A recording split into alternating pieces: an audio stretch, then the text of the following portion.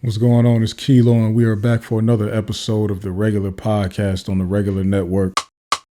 It's real.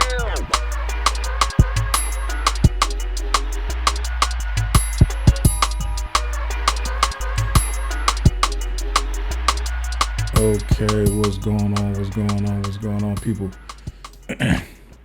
Before we do anything, let's just kick it off the right way. Please make sure you like the video. Make sure you subscribe to the channel. Make sure you comment your thoughts below. If you got time, do the survey in the description. Share the video. Take a clip of whatever you find in this episode. Take a clip of it, screen record it, and put it on your social media page. Tag the regular network on Instagram. Okay. As y'all can see, I put the logos on today. Special episode. It's not really a special episode, but it's my birthday week, right? So I went and got myself a nice little gift, right? Cartier frames. I've been wanting these since I was a little kid. You know what I'm saying? One of the first things, like I moved to Youngstown, I was like 8 years old, very early on, because I lived on Dinnick in Cordova. That was the first house I lived in, Dinnick and Cordova, right next door to Harding Elementary, which was right next door to Rand High School, right? And this is 98. That was 98, right? And a lot of street activity was going on in that area. So there was young dudes, well, I'll say teenagers, that had money. And one of the guys that I thought was a cool guy, he had some Cartier glasses on. I just thought they was the flyest thing. So ever since, I remember his name was Dude, light-skinned dude. So ever since I was young, I was like, I want some of them gold glasses. That's right. That's just how I felt. Like I want some of them gold glasses. When I got older, I learned what he was wearing, what he had on. And I really could have been, I could have, but I should have got something for myself. But I got, just making sure I have proper money management. I didn't just go out and spend that type of money on glasses just for fun. But for turning 35, though, I decided I'm going to go do it for fun and had a good time. So I decided I'm going to wear these boys because I don't really have nowhere to go and put them on. So put them on for y'all. Put them on for the podcast, man. Shout out to everybody. Yes, this is my birthday episode. All right. Y'all can say happy birthday in the comments if you need to. Now, how was everybody's week? Everybody cool? Everybody cool? Had a good week? Last week we talked a lot about the stuff going on with Young Thug and his jail calls being leaked. Fortunately or unfortunately, depending on what type of content you're into, whoever's releasing these calls have been releasing a different or multiple calls every single day. So we have more to discuss, especially because today I'm recording on Saturday. 2 more came out this morning, and the 2 that came out this morning probably, they answer a lot of questions about things, okay? And we'll get into them. But before I get into that, so this week or today, literally, I didn't record last night because I said, you know what? I'm about to start coaching baseball this week with my son on my son's team, and let me record after I do my coaching thing so I could tell y'all on a podcast about it. But it was actually very uneventful, for real. These are little kids like ages like 3, 4, 5. I think just 3 and 4 really showed up. And they're just at the very beginning of their sports career, if they decide to make a career out of it, right? This is the beginning of their journey and foray into sports. So as a coach, like I signed up to coach, as a coach, it's on me to really like make baseball, and this is a baseball thing, make baseball a thing for them. You know what I'm saying? Make baseball fun starting out, and so that they can learn just the very, very basic fundamentals. At age 3 and 4, it's very hard to learn a sport at that age, right? But you can learn the mechanics and you can get, you can start honing in on some of that athleticism that you have, just some of that carnal athleticism, learning about, do you like a thing? Do you not like a thing? Do you like competition? Are you eager to win, or the idea of winning? Does it feel good? Does it feel good to get praise for doing the right thing? That's the type of stuff we learn at these ages, right? So it's on me to really guide these youngsters in that direction. Now, not guide them in that direction, but to help them realize if that's how they feel about this sport. Baseball was a sport that I played as a younger. It's where most of my trophies and awards and things came as far as sports goes. It's funny because when I played baseball, I made it to the championship every single year I played. Never won though, so that was weak of me. I'm telling you, when I say every year, I'm saying every single year of baseball, I was in the championship. Never won a single one of them. Horrible. And I was a starter on all except my last team. I might even have started then, but I wasn't starting I was used to being like first baseman, star first baseman, all-star first baseman, or catcher. And at the last year, I was like outfield. But I was still a factor. Either way, didn't win, never won. Right. So I know the game of baseball very well. I used to watch it a lot more than I do now. I don't watch much nowadays. But I mean, once you learn a sport like that, it never really goes away. But I still have enough knowledge to help these kids out. So that's really what we're doing. Plus, like I said, my son is on the team. So, trying to really help him. He's only 4. He's interested in baseball, kind of, with the little toys and stuff at the house. But we'll see. We'll see how it goes. He wanted to leave very early. But because I'm the coach, I got there very early, so he was tired by the time everybody else got there. So it was cool, man. It was very cool. Only 6 of the 8 kids on the team showed up today, but that's fine. I'm generally good with kids, right? Even if I'm good with them, pretty patient with kids. I'm good at explaining things in a way that kids understand it. So, we had a good time. All the parents were happy. They got a lot of good pictures and stuff like that. The league, I didn't know what type of equipment they would have, so I showed up with my big, sea bag. If you know about the Navy sea bag, got my duffel bag full of my own equipment. I had ball, bat, gloves. I had a glove for myself, extra gloves. So I brought my own tee. You know what I mean? Just so we could practice just in case they didn't have it. But, I was prepared. Like I said, I grew up playing baseball in my family, all this stuff. So we had fun, man. It was pretty cool. It was pretty cool. Y'all let me know if y'all have any kids playing sports and stuff like that. How did it go? This is only a 6-week thing. Like I said, these are they're fresh out of toddlerhood. So they don't really know a whole lot about sports. But y'all let me know what it was like when your kid first started playing sports. I'm interested. All right. So now, let's get right into Young Thug and these recordings. Now, when I started taking my notes for the podcast, the biggest story around the Thug phone calls was the story about him calling Glorilla ugly, right? That was the biggest thing going on at that time. Since then, like I said, because more calls have dropped every day, since then, calls have come out where him saying that Gunna is stealing from his artists. And then today, what came out is him saying Future is a deadbeat dad. He cares more about the women than the kids. And saying that Drake is pretty much an insensitive fool who pretty much started all of this massive beef in the industry that we have right now with rappers and Kendrick and Drake and all this type of stuff. It comes from Drake being insensitive around Metro Boomin's mom dying, right? So these are the major happenings in the Young Thug recordings saga, right?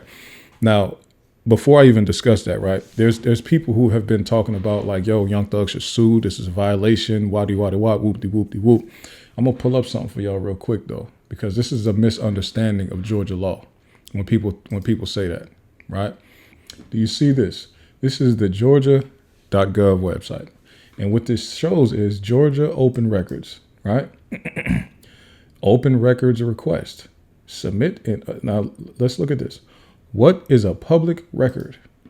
Public records include documents, papers, letters, maps, books, tapes, photographs, computer-based or generated information, data fields, or similar material prepared and maintained or received by an agency. What is not a public record? No public official or personnel is required to prepare reports, summaries, or compilations not in existence at the time of open records request. There are some exceptions to the release of certain records, such as insurance and medical information for personnel or records that are included as part of an active or pending investigation. Information such as social security numbers, credit card information, and bank account will be redacted from public records prior to disclosure. The cost. Under Georgia law, an agency may impose a reasonable charge for the search, redaction, and production or copying cost of records responsive to an open records request. The time expenditure cost will be calculated by using the hourly salary of the lowest paid employee qualified to conduct the research of an open records request with no charge for the first quarter hour of employee time. Okay, that's cost. Time frame: all open records requests will be processed within 3 business days of receipt of request. If the record exists but are not immediately available, the open records officers responsible include a description of the records and a timetable for their release. The process to make a request: all open records requests must be sent to the open records officer. In order to submit an open records request, you can email the office, email the request to the open records officer at this, or mail a request here at the address below. Questions regarding open records should be directed to the open records officer. Okay, that's not the only way. You can also just do a request right here on the internet. And I'm going to show you how simple it is. It's really just a form. If it'll hurry up and pop up. Okay, it's taking its time. It's just a form. You just put your name, your address, information, how you want to receive this thing, and there's just a description box. Just type in there what you want to do. Right? I want an open records request. I want Jeffrey Williams. Look, this is how simple it is. Open record, your information, name, last name, phone number, email. Now, of course, all these are required fields: city, state, zip code, email, and what you want. That's it. Right? That's all you got to do. Submit your request. That's so when people are like, yo, how are they hacking into the system? Fonnie Willis is releasing it. No, these are people, likely journalists or some type of like social media pages that just want to get the engagement or whatever. They did these requests. They know exactly what they're looking for, so they did these requests. And you can tell them, hey, I want all the recordings from this date to this date for this person, this inmate. Now, people are probably thinking, People are probably thinking, why would that be considered an open record? Well, because when you hear, when you first get on a jail phone call and they tell you this recording is being recorded and monitored, you may begin your call now, right? The reason that they tell you it's being recorded and monitored is because as an inmate or as a jail, somebody that's in jail, or you're an inmate or a prisoner, whatever, right? According to the law, you don't have the reasonable expectation of privacy for your phone calls, right? That is considered public record in Georgia, right? In Georgia, once they record it, now it belongs to the state. And when there's an open records request, that stuff is subject. Those recordings are subject to that Open Records Act, right? There's an act in Georgia called the Open Records Act. And give me a second. The Open Records Act was mainly put in place so that remember when Fonnie Willis was under fire? It's really for situations like that, but because the language has to be broad, it covers jail calls too, right? It covers jail calls too, and the reason I keep specifying Georgia because I'm sure there are Open Records Acts in other states, but I don't know if people will have access to things like jail calls in other states. I know in Georgia you do, and it's because it's what it's called is you don't have a reasonable. It's called reasonable expectation of privacy. Let me do a quick search real quick. Okay, hold on.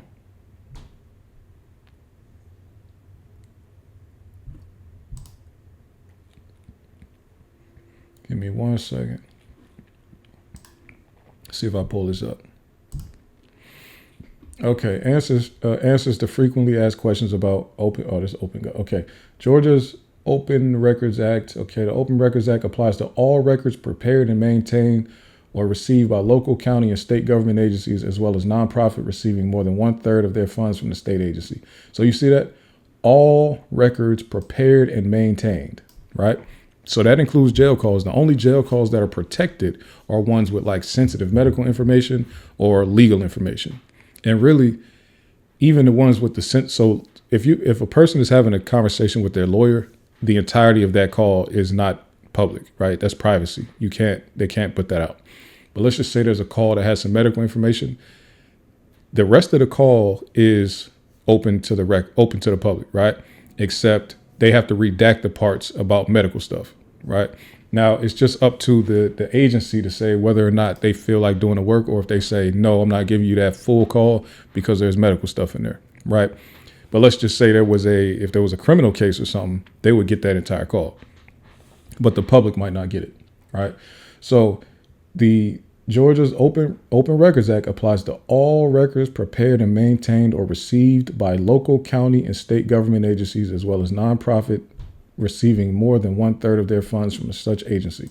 So now this is where this whole thing is a gift and a curse, because when the police kill somebody, the Open Records Act allows people to be able to get that body camera footage, right?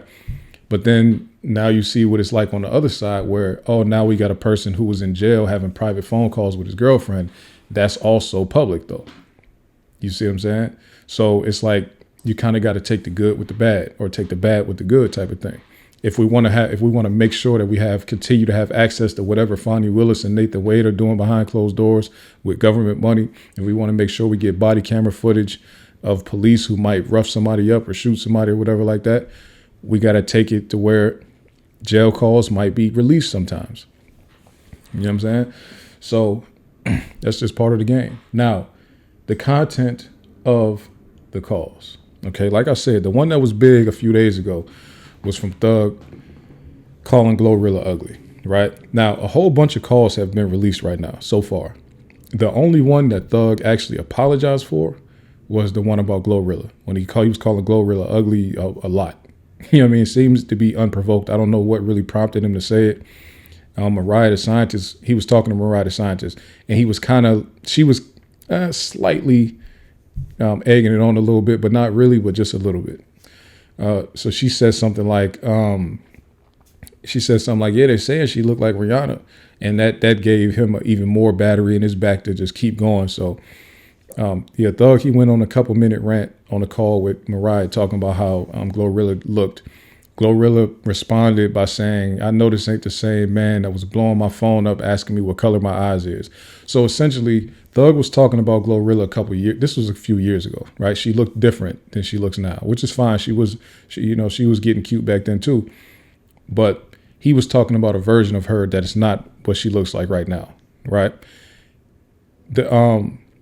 So she said, this is the same one hitting me up, asking me about my eyes. And then Thug immediately put a tweet out apologizing, saying, hey, my life was effed up at that time. I was talking crazy in jail. I was being a low life pretty much. He straight apologized. He said, I'm sorry, right? That's the only one he apologized for. Publicly, I'll say publicly. He publicly apologized. He said, I should have never been saying none of that stuff about you. I don't think you ugly.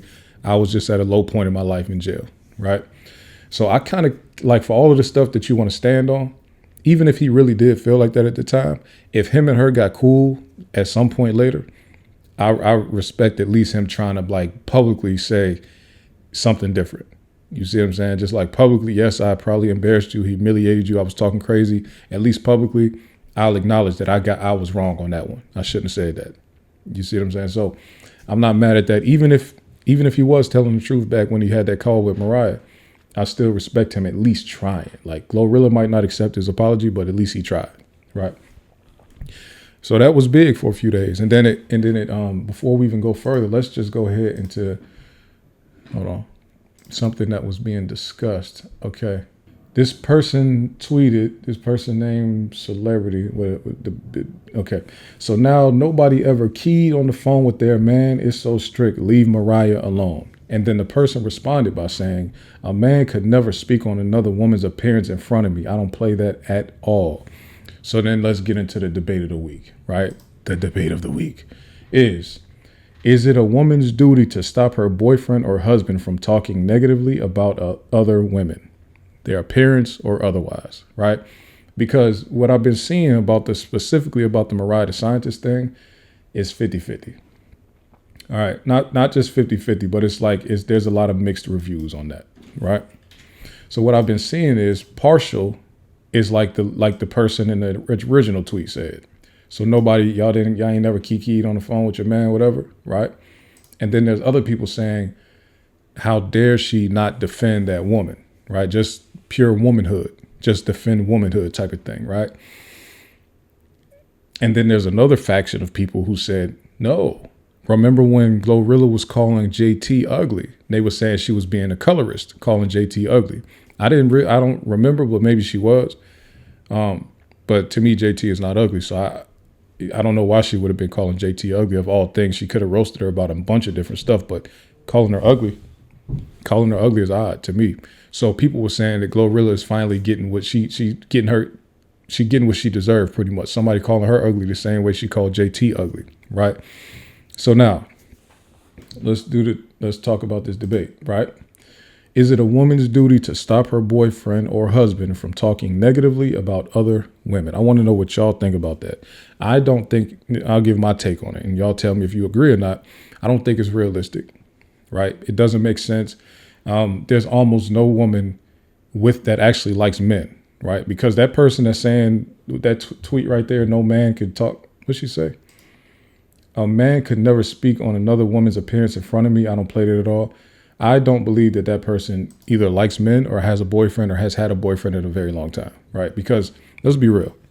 When has a man ever said something negatively about another woman that's not family to his girlfriend, and his girlfriend like stood up, like tried to defend that other woman, like seriously? That don't happen. You pretty much, generally speaking, let's just be real, generally speaking, the woman and the man will join forces in that conversation and both start saying things about that person. Normally, that's what will happen. I'm saying normally, I don't know everybody, but generally speaking, people that are in serious long-term relationships, they roast people all the time together. You know what I'm saying? Even if one person does not feel the same way, they're not going to stop them from saying it. They're not going to, oh, no, you can't, you're a man. You can't speak on a woman to me. Like, that don't even make sense. That's not realistic. Right? That's how I think. But y'all let me know. You know what I'm saying? I feel like women talk about other women more than men do. So why would a woman stop a man from doing it? It's just like, okay, we roast her. You could roast a woman. It's fine. You know what I'm saying? It's like, oh, should men stop other men from should men stop women from talking about men? That don't make sense. Who would do that? To me, it don't make sense. But y'all let me know what you think on it, right? And that's the debate of the week. Is it a woman's duty to stop her boyfriend or husband from talking negatively about other women? Y'all let me know. I don't think so. To me, it don't really make sense, but who knows? You know what I'm saying? Now, let's get into, what's going viral right now. Today, from recordings, going super viral.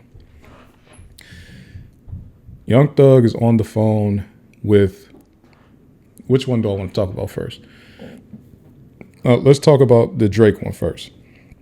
Young Thug is on the phone with his manager, and they're discussing. So his manager pretty much tells Thug, like, hey, I just got a call from Drake last night.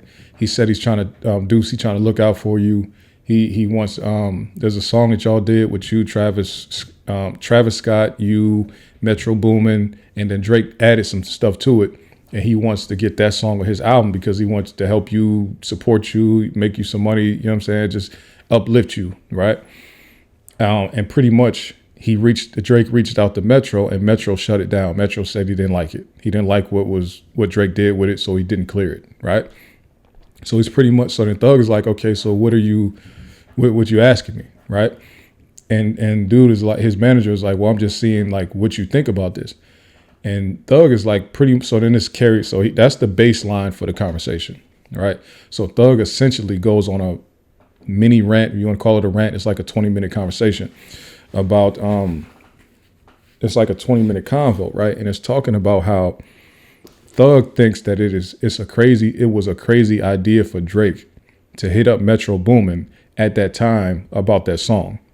And he goes on this long thing pretty much talking about at that time when he was having that conversation, Metro's mom had just died. And she didn't just die. Like, she didn't just die of natural causes. She wasn't sick or nothing like that. She got murdered by her boyfriend or her husband or whatever it was. She got murdered by the man she was dealing with at that time, right? So it was an extremely tragic death, right? And he was dealing with it. He had just been dealing with it. I mean, in the call, Thug even references something like, this man is planning his mom's funeral right now. He ain't thinking about no songs. And you shouldn't be hitting him up about a song when this is going on if you really mess with him, right? So essentially the whole rest of that conversation is about Thug calling out Drake for even reaching out to Metro at a time like this at all, except to say his condolences. He said pretty much like that's the only thing you should have been talking to him about. You should have been making sure he was okay, sending the condolences, and that's the only thing it should have been about. Give him wisdom about things is going to be all right. You know what I'm saying? We're gonna support you, that type of stuff. He pretty much is saying there should have been no conversation about music, period. Right? I would play clips from it, but because I can only find the full thing on Instagram, and Instagram don't let you really control on a computer. It doesn't let you control in the clip where you can go. I'm not gonna play it. We'll get into the future one though. But I'm giving you the overall gist of the conversation, right? But in explaining this, Thug pretty much says Drake is he's he called him funky a few times. I don't because he said with your musty ass. He said musty ass. He said funky. So I don't know if he was just using some type of colorful terms or if he was really saying Drake be stinking or something. Because he called him musty. He said with your musty ass. He said funky a few times. He said he was referring. He was like, yo, why would Thug is even saying I'm never calling Metro on behalf of Drake in a time like this. So don't even ask me to call him. I'm not calling him. Also said. He told his manager, I'm not going to let you call him and say nothing like that either, because that don't even make no sense. Why would, you about to mess up a relationship. If you think you're going to call Metro at a time like this, you're going to mess a relationship up with Metro if you think you're going to do that. Don't do it. He's like, he was pretty much like, now this is where we start to get into the beef thing, right? He's like, tell Cash, you need to tell Cash to call him. Cash is Metro's manager. He like tell Cash to call Metro. Don't have me or none of my people calling Metro, right? And this is what he say. He said, tell Cash, you and Cash from the same hood, talking about Drake. You and Cash from the same hood. Then he says, soft ass niggas, right? He pretty much called Cash and Drake soft, but he's saying Toronto. Here's the thing where we get into the beef, right? Cash is also the Weeknd's manager. Okay? If anybody who's been following this whole beef thing, Cash and Drake are beefing. Drake and The Weeknd are beefing. It has been exacerbated, if you want to use that word, over the last 18 months. Cash was actually shot in LA.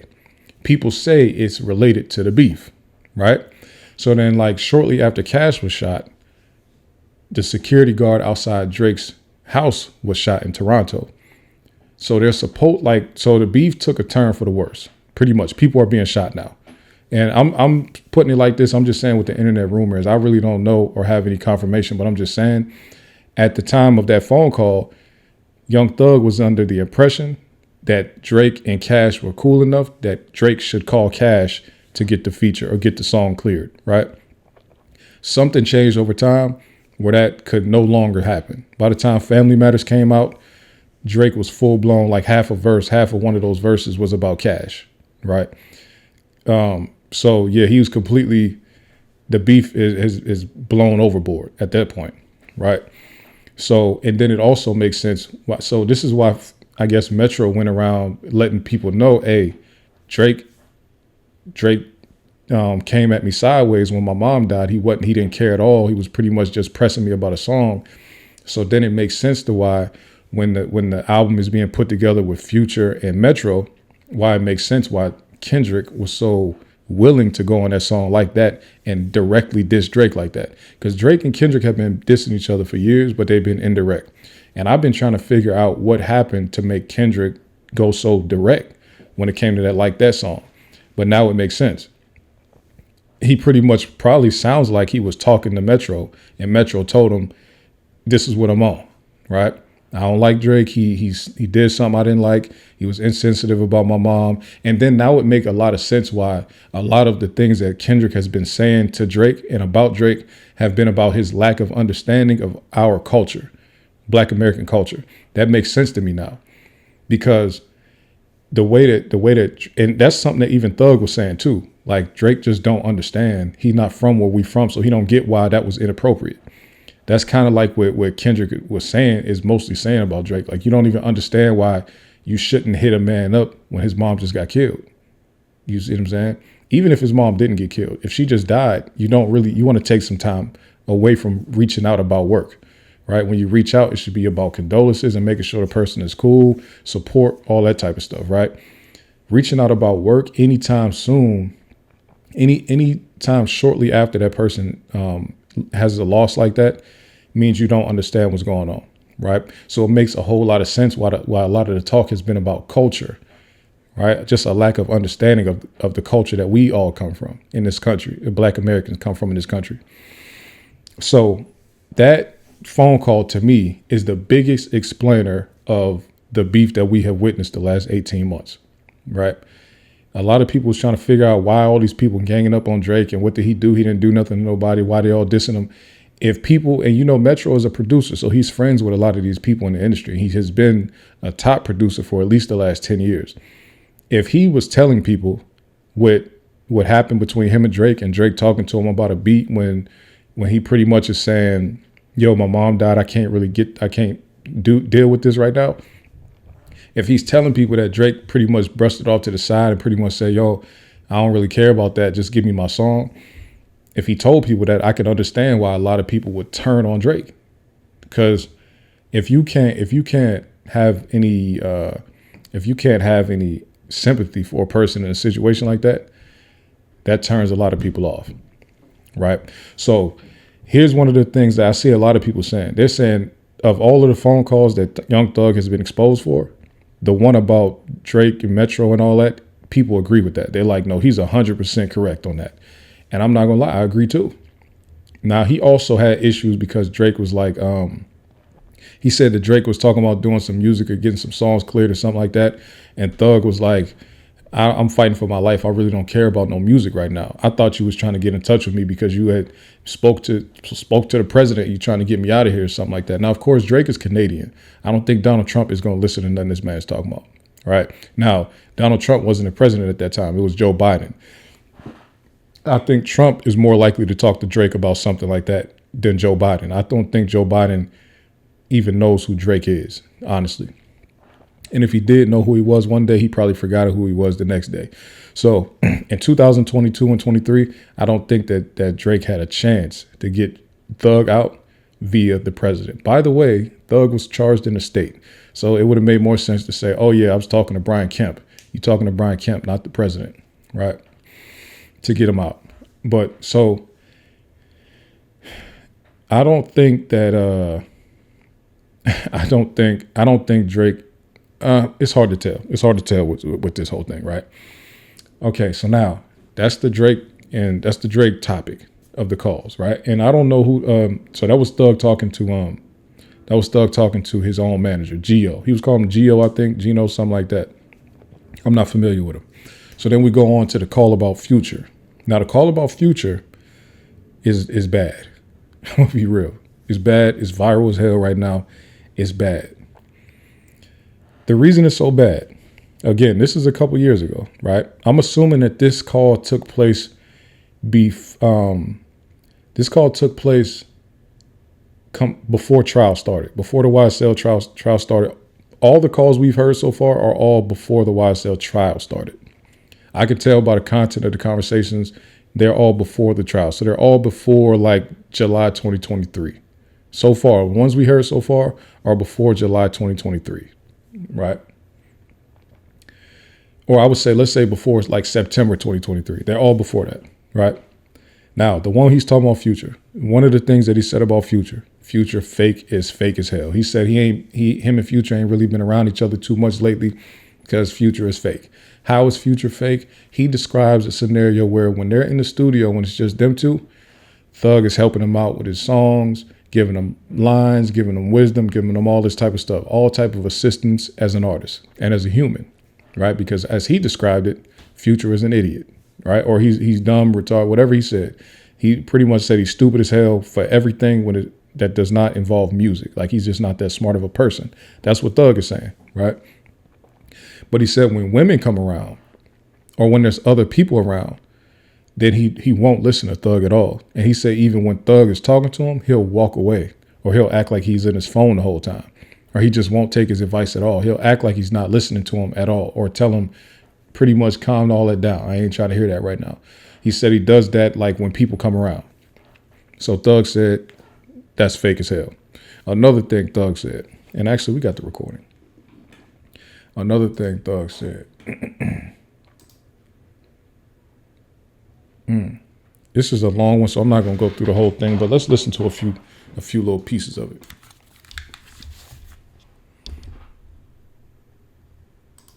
I don't know.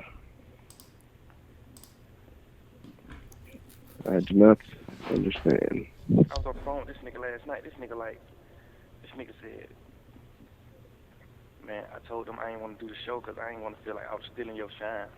I go, what are you talking about? Yes, that's not the. And you know that's not the meaning, but you just. Okay, so what they're talking about right now is somebody was trying to get Future to do a free Thug show, and Future pretty much said no, right? Just don't want to do it, so you just like making something up.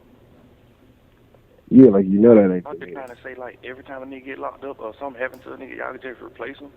Like, you can't be replacing. I was on the phone with that nigga last night. He was like, man, you can't. No, I know. I was trying to. Oh, it was you I was on the phone with? Yeah. You heard this weirdo, man? Call him a weirdo? Yep. Nigga crazy. Yeah, called me afterwards, but I'm like, I wasn't. You know, you like, damn, I'm not even about to get into it, nigga. Like, you know, you told somebody and it's like, you know how they feel about something, and they know how you feel about something, but they trying to like, be like, yeah, like, what's wrong with you, fool? You trying to, I don't know what feeling certain things, but I already knew this too, though, the person. And if I react to everything lame that a nigga do towards me, it'll change me as a person because everybody do all ears, bro. Like, and that's the crazy part. Like, when because there's girls in here, like, just like little fake. Like, me and him ain't been, you know, he ain't never just paid attention. Me and him ain't been tight in a minute. All right, this is what he about to describe studio sessions and all this. Let's check it out. Yeah. And it's because he do little lame jump, like, call me to the studio. You know, so I pull up to the studio, chilling with him. You asking me what to say on the song and how you should start off your song. Then there's girls in the room. Now you acting like you don't hear me telling you that. Because there's girls in here, like, just like little fake nigga like that, like little stuff like that. I don't be liking that nigga. I'm a player. Like, what's wrong with you, fool? You trying to, I don't know, what image you trying to get off to these girls, but you're an idiot, nigga. Like, everything you know a nigga teaching you, I done taught you. Like, cut it out, bro. Like, but nigga just, when he by himself, he just be all ears, bro. Like, and that's the crazy part. Like, when I talk to him about God, when I talk to him about certain things, he just don't know that. He retarded to certain things. He don't know nothing but music. And when I talk to him about stuff, he just like all ears. But when every time people around, he try to ignore it. When there's people around, he'll walk to his room, do. By the way, who is this? Who posted this? Academics. This is a perfect picture for this type of, for what they talking about right here.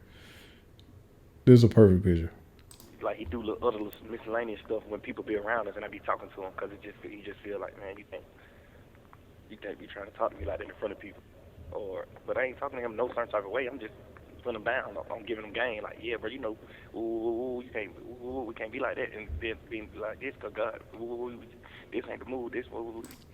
All right, this wasn't the more viral one, but that was the one that I could get to from Twitter. Let me see if give me a second.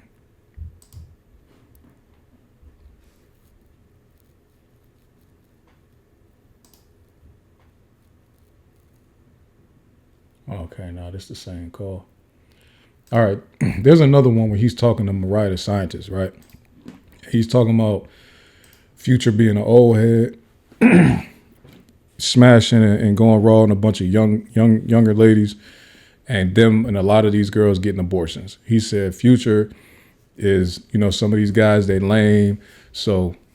He said that he was going raw on a bunch of girls when he was before he got famous, before he became a superstar. He said Future waited until he became a superstar to start going raw on all these girls, and so he got all these babies, right? And he got all these babies, and And he's like Bob Marley, except the only difference between him and Bob Marley is Bob Marley was all about his kids, and Future really ain't too much about his kids. And he said the way that Bob Marley did it wasn't disgraceful, and he like Future is pretty much all about the girl and not about his kids. He said he need to step it up and be more about his kids and spend time with his kids and all that. So he pretty much did a PSA about Future being a deadbeat. It really wasn't a PSA because it was in private, but it's public now. And this whole PSA is about Future really not taking care of his kids too much, right?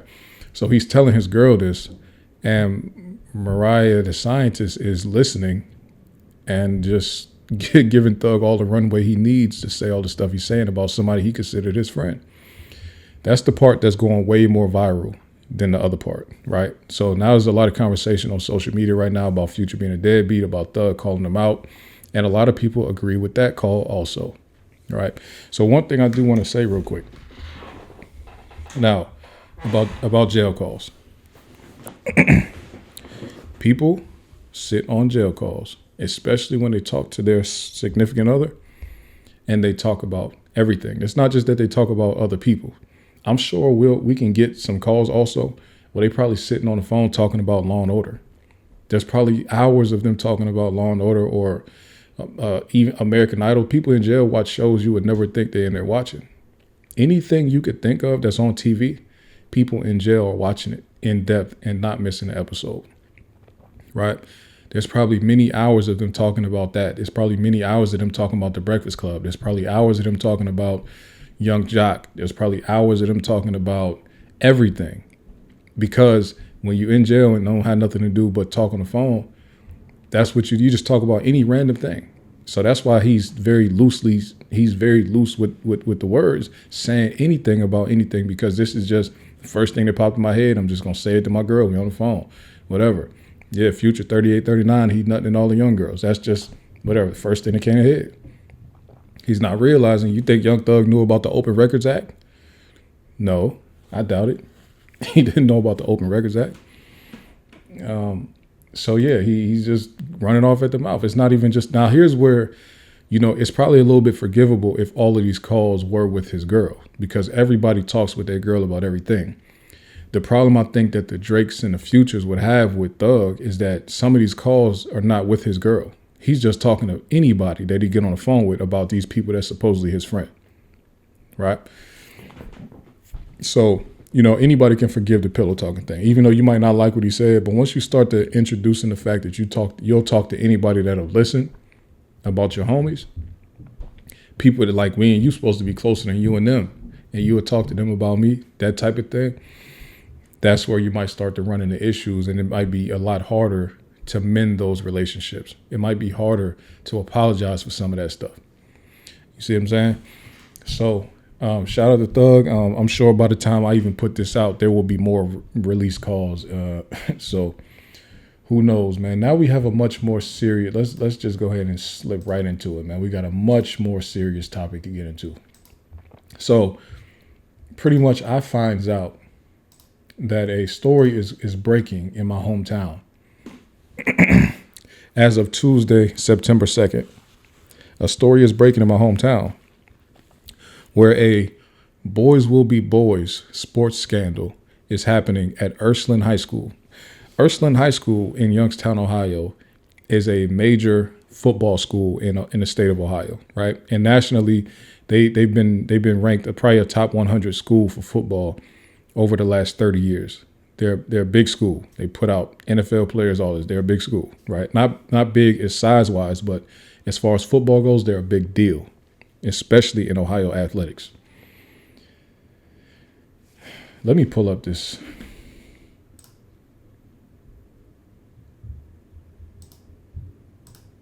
Let me just read you the headline. Now, this is the local news website from back home. 21 FM WFMJ. Lawsuit claims sexual assault during alleged Ursuline football team hazing. Now, we're going to take this slow. We're going to really go through this thing because this is some extremely ridiculous stuff, right? I just remembered I have the 200-page indictment. Hold up. It might be on here. It's not an indictment. My bad. It's a lawsuit. All right, there you go. Yeah, okay. All right. Let's read because this is a 666 story, right? Youngstown. We just gonna read this, man. Youngstown, Ohio. This is where I'm from. Youngstown, a federal civil rights lawsuit has been filed in connection with an alleged hazing incident involving the Ursuline High School football team earlier in the summer. According to a press release, a lawsuit was filed on Tuesday against Ursuline High School, along with the principal Matthew Sammartino, assistant principal Margaret Daymore, head coach Dan Reardon, assistant coaches Tim McGlynn and Christian Sirianodis, along with several players and their families on behalf of a student who was allegedly hazed, physically assaulted, sexually assaulted, and subjected to creation and dissemination of child pornography. Okay, essentially, let's give a brief overview. What happened was the team went on a team trip to go play like in some camp or something like that in Florida. While in Florida, first of all, the adults were extremely unconcerned about watching over these kids, right? So the kids, these teenagers, started to get into things that they shouldn't have got into, mainly hazing each other. But one child in particular, at least, started to be sexually assaulted, right? Not just, they first of all tore his clothes off violently, tore all his clothes off, choking him up and all this type of stuff. But if you are sensitive, close your ears. Raping the child, penetrating the child, right? So they were doing this, right? And they recorded it. Not only did they record it, they started sharing it to each other, these other kids, on social media. So that's where they get the dissemination of child pornography. So some of the other kids recorded the teens doing this to one of the kids, right? Well, let's keep reading. Right. The suit also named several students and their parents as defendants. These alleged incidents occurred on a multi-state trip the football team took back in June of 2025 over the course of 9 days. The lawsuit brings several details to light regarding the circumstances surrounding the allegations. According to the release, the players allegedly held the student down, stripped him, humiliated him, and sexually assaulted him. Additionally, the suit alleges that several other students recorded the video of the incident and posted it to the team's group chat on Snapchat. These videos were later transmitted to other Ursuline students and the community at large, according to the suit. Specifically, the suit alleges that on the first night of the trip, 2 players came to the victim's room for his initiation, causing him to hide in the closet. These students allegedly grabbed him by the throat, pulled him out the closet, threw him on the bed, and sexually assaulted him. The suit alleges another incident like this occurred on the 4th night of the trip. According to the suit, the players openly discussed past and planned hazing assaults in front of the coaches, who allegedly dismissed it as boys just boys being boys. That sentiment was allegedly echoed by the assistant coach as well. Meanwhile, when the incident was brought up to Principal Sammartino, by the way, I forgot to say this. This is the case of the week. This is a crazy one. Okay. Meanwhile, when the incident was brought up to Principal Matthew Sammartino and Assistant Principal Daymore, Sammartino allegedly showed a lack of interest, but Daymore acknowledged this is bad. Nevertheless, the suit alleges that the school did not investigate the matter or take any disciplinary action despite having sufficient evidence. Once the coaches became aware of information that this kind of misbehavior and this kind of hazing and sexual assault and assaults are going on, they should have put a stop to it immediately, Attorney Chandra, who is representing the victim's family, said. The complaint alleges that they didn't even go in and check on the boys when the activity was going on, and there are multiple text messages throughout that support those allegations. In addition, once the school administrators became aware of the problems, they should have immediately launched their own investigation, not just referred it to law enforcement. They had an independent obligation to investigate. They had an independent obligation to discipline players and discipline their own employees, the coaches, and they have failed to do so. That's what this suit alleges. And for those reasons, the combination of misconduct, malfeasance, and nonfeasance alleged here is extremely serious. Further, The suit claims that the meeting was scheduled with Sammartino and Daymore, but before the meeting took place, the child's mother began receiving text messages from other teen mothers who were aware of the meeting, telling her this could result in the season being canceled and asking her to be sure what she wanted to come out of the meeting. The suit also alleges that the victim's sister had to transfer schools after facing intimidation by some of the players. One of the players allegedly showed up to her place of work and other places she frequented to allegedly intimidate her into not speaking up on behalf of her brother. One specific incident mentioned in the suit is when one player and his friends allegedly stared at the victim's sister in an intimidating fashion at a restaurant. The suit further alleges that Ursuline attempted to cover up incidents by deleting posts from Ursuline High School Facebook page as well as other football social media accounts. Furthermore, the suit alleges Sammartino and Daymore warned players not to say anything about the incident and the matter was under investigation. The suit goes on to allege that Ursuline provided 2 fraudulent statements in the form of press releases describing the alleged attacks as an isolated incident only involving a limited number of players when the alleged incidents actually involved at least 25 players, including 12 assailants and multiple witnesses and victims. The suit further goes into Coach Reardon and Timothy McGlynn's histories of misconduct the suit alleges the school was aware of before hiring them. Specifically, now this is a crazy one. The suit alleges that Reardon, the head coach, had previously resigned from Ursuline under a cloud of negativity in 2011 due to his alleged recruitment of players who reflected poorly on the school and turned a blind eye to their misconduct. Also, I have an inside source in this situation, right? One of the parents of some students at Ursuline, I'm tapped in with, right? So I'm getting, supposedly this coach also, the coach Reardon also has a history of hitting the kids himself. So him finding out other kids are hitting kids, he didn't care because this is what he does also, right? He hits on the kids, stuff like that. McGlynn resigned from his position as a head football coach at Champion due to allegations of physical abuse and threats against players, which was first reported by 21 News in 2020. My bad. It was McGlynn, not Reardon. McGlynn was that. Reardon was fired because he's doing dirty recruiting tactics. My bad.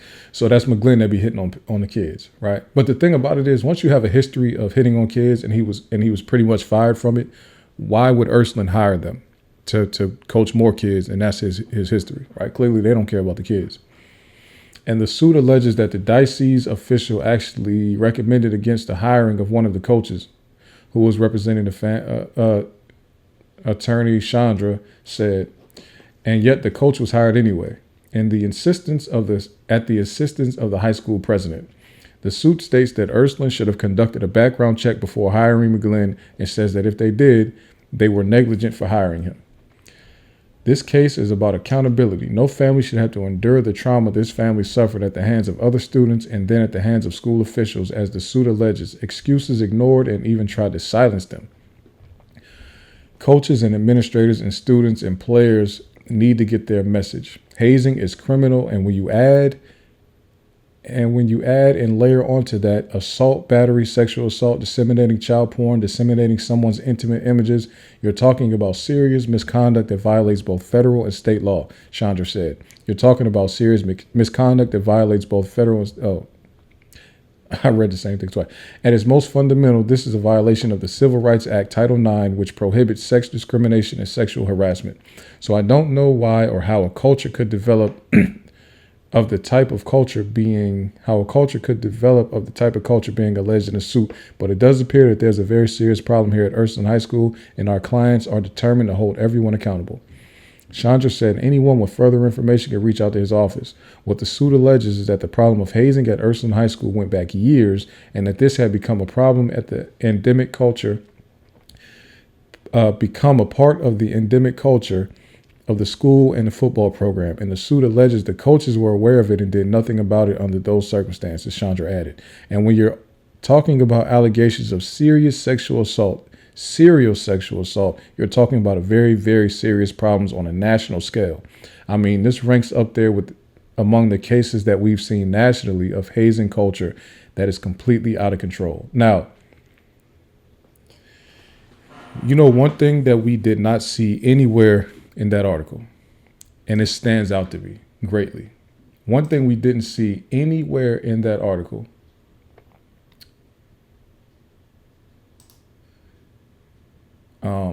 just give me 1 second. My bad. Okay. Oh, shit. We didn't hear anything in that article or read anything in that article that mentioned arrest. We didn't see or hear anything about the Youngstown Police Department. We didn't see or hear anything about the FBI. We didn't see or hear anything about the police department down in Florida where these sexual assaults happened. How is this possible where you have violent rapes on camera? We have a full news report about it, and it's only talking about the civil case. I understand the civil case has to happen, but these people reported it, though. They reported this to the authorities. How come there's nothing in here about anybody being arrested? At minimum, the people that recorded the child porn should be arrested. I mean, just off GP, just off the top. But once they identify the other kid, as a matter of fact, the other people that did this have been identified because their names are in the lawsuit. Right? Their names are in the lawsuit. They're just redacted because right now they're being looked at as minors. Hold up.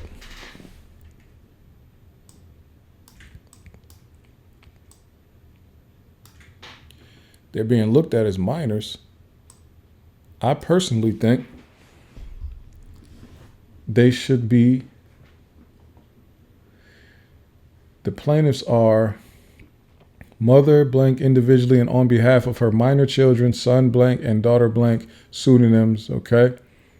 They went and got a lawyer from Cleveland for this one. So they're suing Matthew Sammartino, Margaret Daymore, Daniel Reardon, Timothy McGlynn, Christian, this name, and then the players. They pretty much redacted all of the names of the students.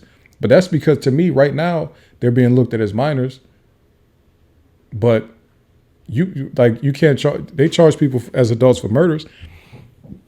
You should be able to charge them as adults for violent sexual assaults too. So they have, let's see here. They have a lot of students named here as defendants, right? This is a 200-page lawsuit filing. But how is it possible that they're alleging this violent sexual assaults and there's no police involvement? Even when because I had deactivated my Facebook, when I got back on Facebook to see what the people back home was saying about it, I don't see anybody talking about the criminal part of it. Or when I say the criminal part, criminal charges, right? This ain't on some, I just want somebody to just go to jail. I'm just confused as to how it has not happened, right? How has it not happened? How have there not been any criminal charges filed against anybody involved? At minimum, all the adults should have child abuse charges. At minimum, all the adults involved should have child neglect charges. That's just to me the baseline, right? The baseline. Then you get to charging whoever had the videos, or whoever was recording videos, and whoever was sending it around. Anybody who sent that video around should find themselves charged with child pornography charges, right?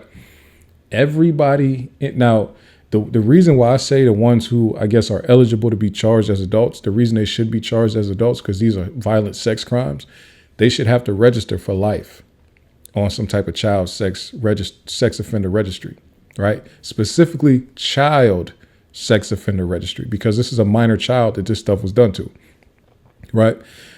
So I believe this is not even now there might be some discussion around jurisdiction, right?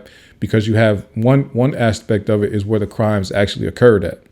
So you have to figure out where the crimes occurred, and you probably need those authorities to jump in there and jump on that. Right.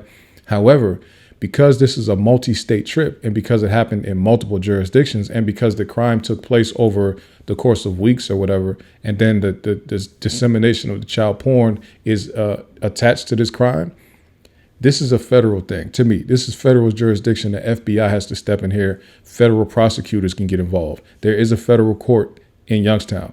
So federal courts have to get involved, right? Federal prosecutors got to get involved. Federal authorities, law enforcement has to get involved. The FBI got to get on top of this, right? This is a multi-state crime, right?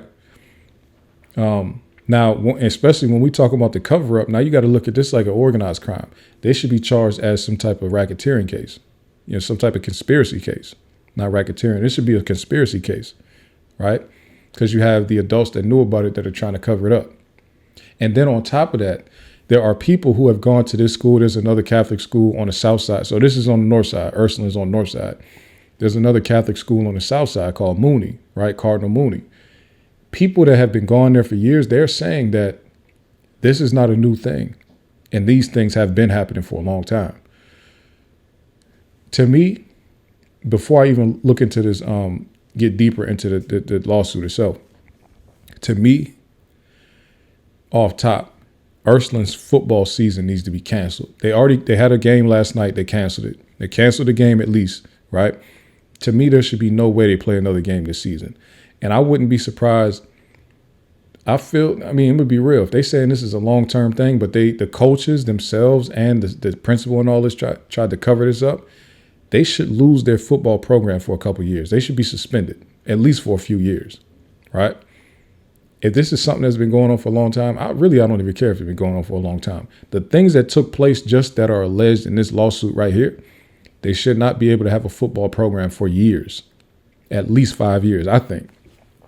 Now, this is coming from somebody that grew up going to Ursuline games, right? When Ursuline was playing, because they recruit kids from the city. This is a Catholic school, but they recruit like city kids from the hood and everything like that, right? They give them scholarships to go to these schools. So I knew people that played for them, people that became star players and all that played for them.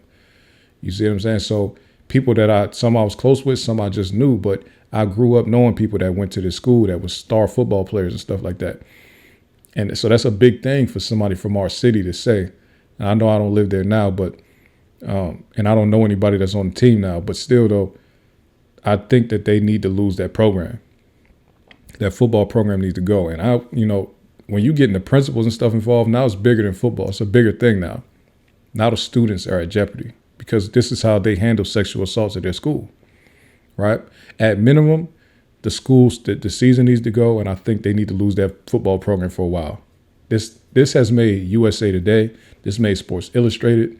Like this, when I tell y'all this is a big football school, it really is like one of the best. They recruit all over the state, and Ohio's a football state. I keep telling y'all, one of the best, if not the best, football state. So Ursuline is really like that. So they need to lose the program. I don't care. And that'll help the city schools, honestly, because the city schools can't compete when these Catholic schools keep taking all the talent. You see what I'm saying? Because think about it. Youngstown City Schools hasn't really had a great football, the inner city schools haven't had like a great football team in a long time, right? The reason that they can't is because between Warren G. Harding and Ursuline and Mooney, anytime somebody from the actual city becomes very good in like middle school or whatever, they get taken to one of them schools. So the actual talent is coming from Youngstown, but they don't get to play for Youngstown School. Not that they don't get to, but they're choosing these other schools because, you know what I'm saying, benefits and perks come with that. These coaches taking care of them. They're funneling them to certain colleges, wherever, you know what I'm saying? So these coaches at these like Catholic schools and at Warren Harding, they have connections to the D1 schools that are giving the money out. Now with NIL, it's kind of changing things a little bit. So but still, even with NIL, you still got to have somebody that's connected to the college D1 circuit. And those schools are way more connected than the Youngstown City schools are. So I think Ursuline going through this right now, they need to lose their football program. That'll help out some of the city schools, keep some of the talent. Now, the kids will probably be going off to Cleveland, still be going to Harding, still be going to Mooney. But at least Ursuline will stop being dirty with their recruiting tactics. Let's read some of this stuff in here. Let's see. Nature of action. This is a federal civil rights action brought by a high school football player and his family against a high school, its officials and coaches, and various football players and their parents. It alleges violations of Title IX of the Education Amendment as codified by 20 U.S.C. 1681, with supplemental claims for Ohio, Florida, Alabama, and Tennessee legal violations, including statutes establishing civil liability for criminal acts like hazing, disseminating child porn, tampering with evidence, tampering with records, obstructing justice, culpable negligence, child neglect, and failure to report abuse, and other state law civil claims for negligent and reckless hiring, training, supervision, and retention, disseminating intimate images, assault, battery, intentional infliction of emotional distress, negligent infliction of emotional distress, and exploitation. Now, let's see here. Oh, well, I can't. So they're saying this took place between Ohio, Florida, Alabama, and Tennessee. Right, so they got the states, they know the locations. The top parts of these, this is criminal stuff, right? So people should be charged in this case for these criminal things, right? Hazing, disseminating child porn, tampering with evidence, tampering with records, obstructing justice, culpable negligence, child neglect, and failure to report abuse. For all of those things, there should be at least a few people charged with each one of those criminal acts, right? And then the rest go to the civil stuff, right? Ursuline High School, a Catholic high school within the Catholic Diocese of Youngstown, rather than act in accordance with its stated values and motto, "Glory to God alone," Ursuline and several of its administrators, coaches, and students opted to violate these values and acted solely for the glory of its football team alone. In June 2025, during a high school sanctioned football camp trip, several football players engaged in criminal activity, including hazing, physical and sexual abuse, kidnapping, production, and dissemination of child pornography, and theft, all of which the 3 football coaches who attended the trip knew before, during, and after the incidents. That's the biggest part. All of which the 3 football coaches knew, who attended the trip knew before, during, and after. Meaning the kids were talking about doing it before they did it, and the coaches heard them. They knew when it was going on because the coaches heard them talk about it. And then they knew afterwards because they knew there was a video and other kids told. Let's read right here. Ursuline's culture of hazing has existed for many years, due in part to the school's negligent and reckless hiring, training, supervision, and retention of football coaches who engage in prior misconduct, and the school's willingness to turn a blind eye to sexual victimization of students it is entrusted to protect, all because the school elevates the glory of the football team above basic values. That's a fact. The school definitely puts football above everything. Like I told y'all, this is one of the biggest football schools in the country. It's the first thing. It comes first. They don't care. Victims, both named and unnamed, have endured permanent and lasting harm, degradation, humiliation, intimidation, and retaliation, all of which Ursuline, its administrators, and its coaches could and should have prevented. Another thing I want to tell y'all real quick. We talking about a Catholic school, and I'm going to just say this real quick. We talking about a Catholic school, right? But this is a Catholic school that is still in Youngstown, Ohio. It's still on the north side of Youngstown, Ohio. These are kids that go to this private school, and it costs money to go to the school. But some of these kids are from the hood. They have a lot of family in the streets. And so this is not the type of school where it's just like, oh, everybody just got money and everybody's rich. That's not what it is. A lot of these kids are there on scholarship and they from the hood. So I just want to get that established. Not that it should change anything that you think about the case. I just want to establish that what type of kids we talking about.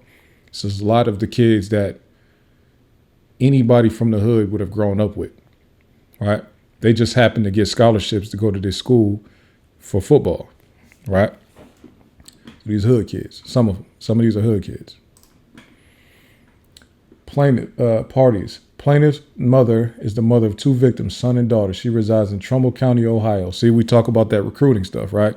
Trumbull County, Ohio is not where this school is actually at, right? So Trumbull County is like it's not far though. It's just north. Now, if they live in, let's say, Liberty is like 15 minutes from the school. Liberty Township in Ohio. It's funny, there's 2 Liberty Townships in Ohio, one by Youngstown and one by Cincinnati. But anyway, if they live in Liberty, they live very close to a school, but they're in a different county. But it's a private school. You can live anywhere. Plaintiff, the son, a minor at the time of filing, was entering his freshman year at Ursuline, but since transferred to another high school. He resides in Trumbull County. Now, this is the thing, right? They're victimizing people who are freshly coming in. Pretty much eighth graders becoming ninth graders. They're catching them up like how they do, say fresh meat on the line, whatever, fresh fish on the line. So they're getting the smallest and youngest people that are coming into high school. And the seniors and juniors are violating them. They're calling it hazing.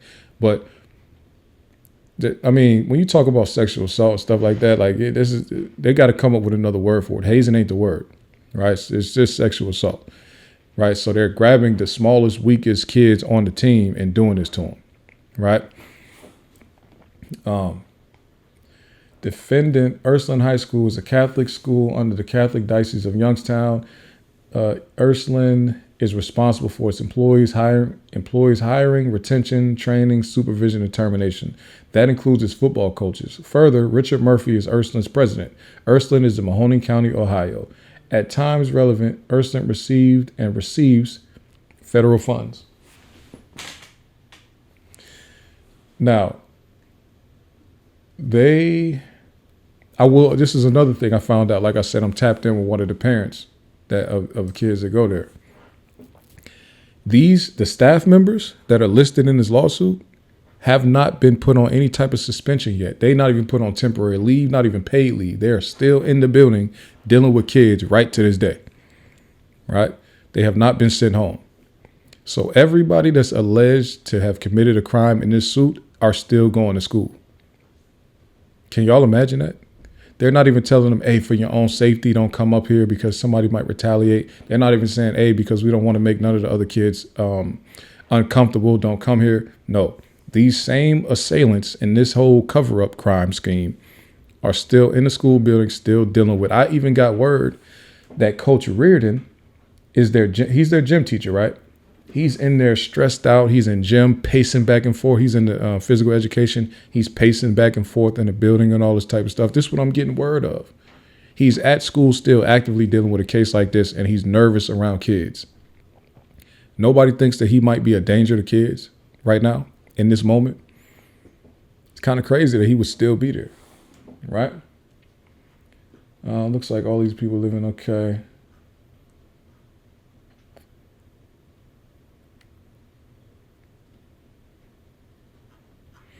Let's see if we can go. So they have screenshots and text messages and pictures and all this. So let's skim through and see if we can find something real quick.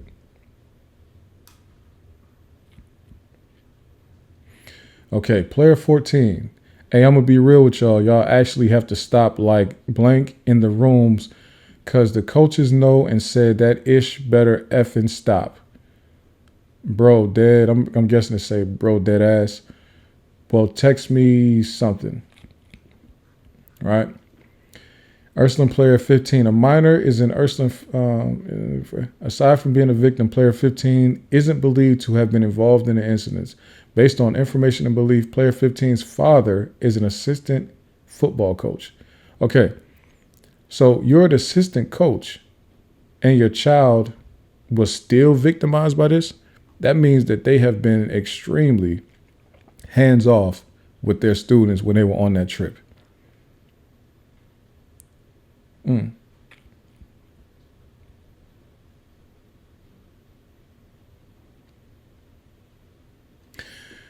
Player 16, a minor, is an Ursuline junior football player. Player 16 is not believed to have been involved in the incidents.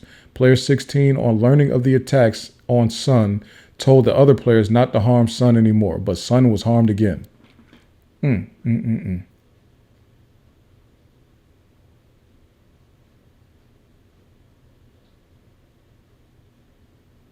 Player 17 was a senior on the football team with a conscience. He's the one that told them y'all need to stop. He's the player 17 is the one here. Oh no, that's not him. That's also different text messages. Player 17 told them they need to stop. Right? Y'all need to leave him alone. And even when player 17 said that the hazing, attacks, and sexual assaults continued. Player 18, who's a sophomore, was involved in the incidents. Player 19, who was a freshman, was involved in the incidents. Wow, so it wasn't even seniors doing all this. Player 22, who was a freshman, is not believed to have been involved. 23. Player 23 was a witness, but he wasn't involved. 24 was a witness, but wasn't involved. Let's keep it pushing. Jurisdiction and venue. I know I love jurisdiction and venue when we talk about lawsuits. The court, this court has subject matter jurisdiction under 28 USC. These for federal claims under Title IX of the Education Amendment as codified under 20 USC here, which provide for attorney and expert fees. The court has supplemental jurisdiction over state law claims under 28 USC 1367. The court has personal jurisdiction over the defendants who reside in and conduct business in the district. It's going federal. Venue was proper under 28 USC 1391 because the substantial events giving rise to several claims took place within this district.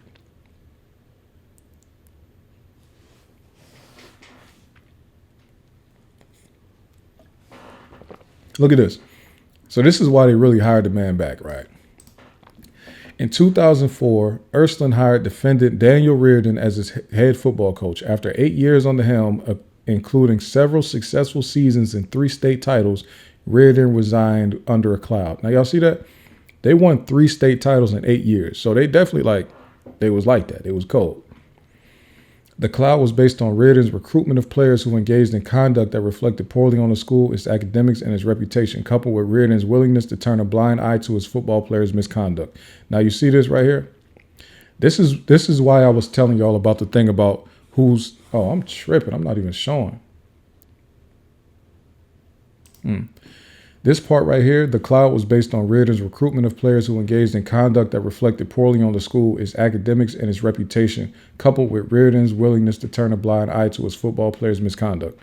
Now, the reason why I highlighted that is because that's what I meant when I said some of these kids that they are recruiting to the school are in the streets. They're in the hood. Like they're in the hood, some of them in the streets, right?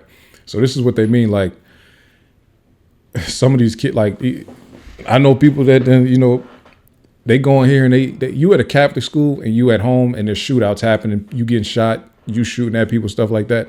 At a Catholic school, you don't hear about that too often. That's kind of what they was getting at him. Like he's recruiting people that kind of make the school look bad. But because they're so talented, he didn't care. That's kind of what was getting at. There was stuff going on with some of these kids, right?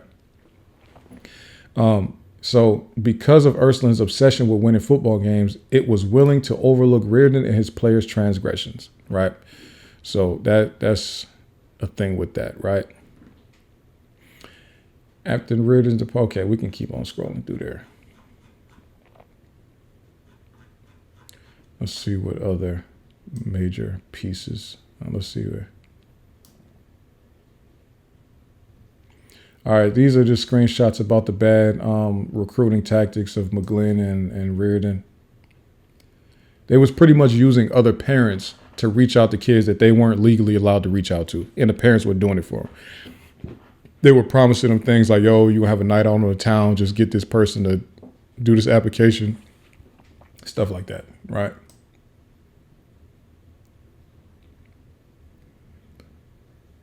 Let's see here.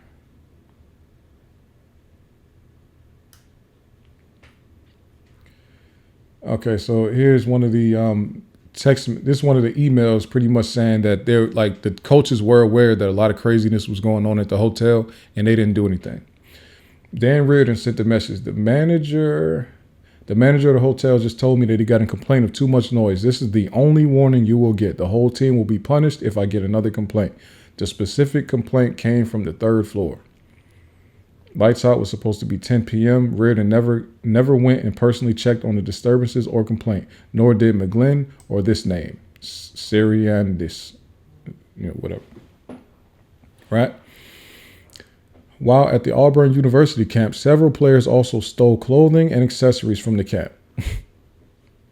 The players openly discussed the thefts and showed the items. Okay. Son is again ridiculed by several other players. Okay, so while they were in Alabama on June 14th, the team attended a football camp. Okay, throughout the day, as with the prior day, several players continued to ridicule Son, hit him in the head, and threaten him that he was going to get his butt took that night back at the hotel. Again, Reardon, McGlynn, Sariandis were present and heard the threats, yet did nothing. Fortunately, Sun was not targeted that night for another attack, but Player 5 was. Player 6, along with other players, held down Player 5, ripped off Player 5's clothes.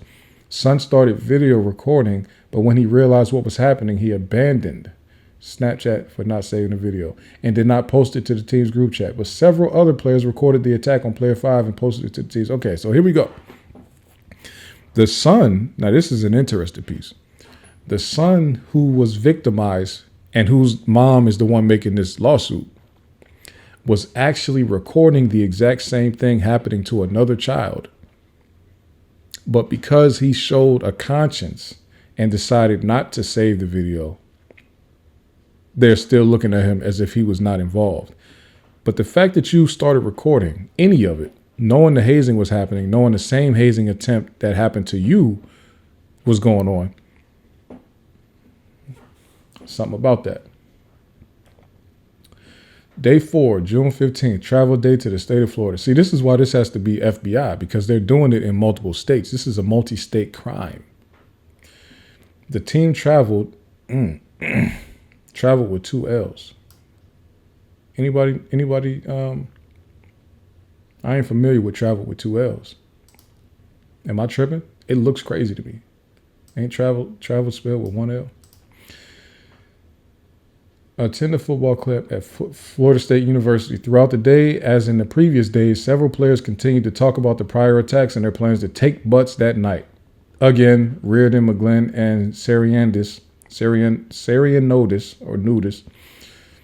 were present and heard the discussion and threats, yet did nothing. While Sun was at the hotel with Player 7 and 8, with Player 7, Player 8 came in. Player 8 took Sun's cell phone from him and sent out Sun's room number on the team's group Snapchat to alert the player of Sun's location. Sun, knowing he was about to get attacked again, locked himself in the bathroom.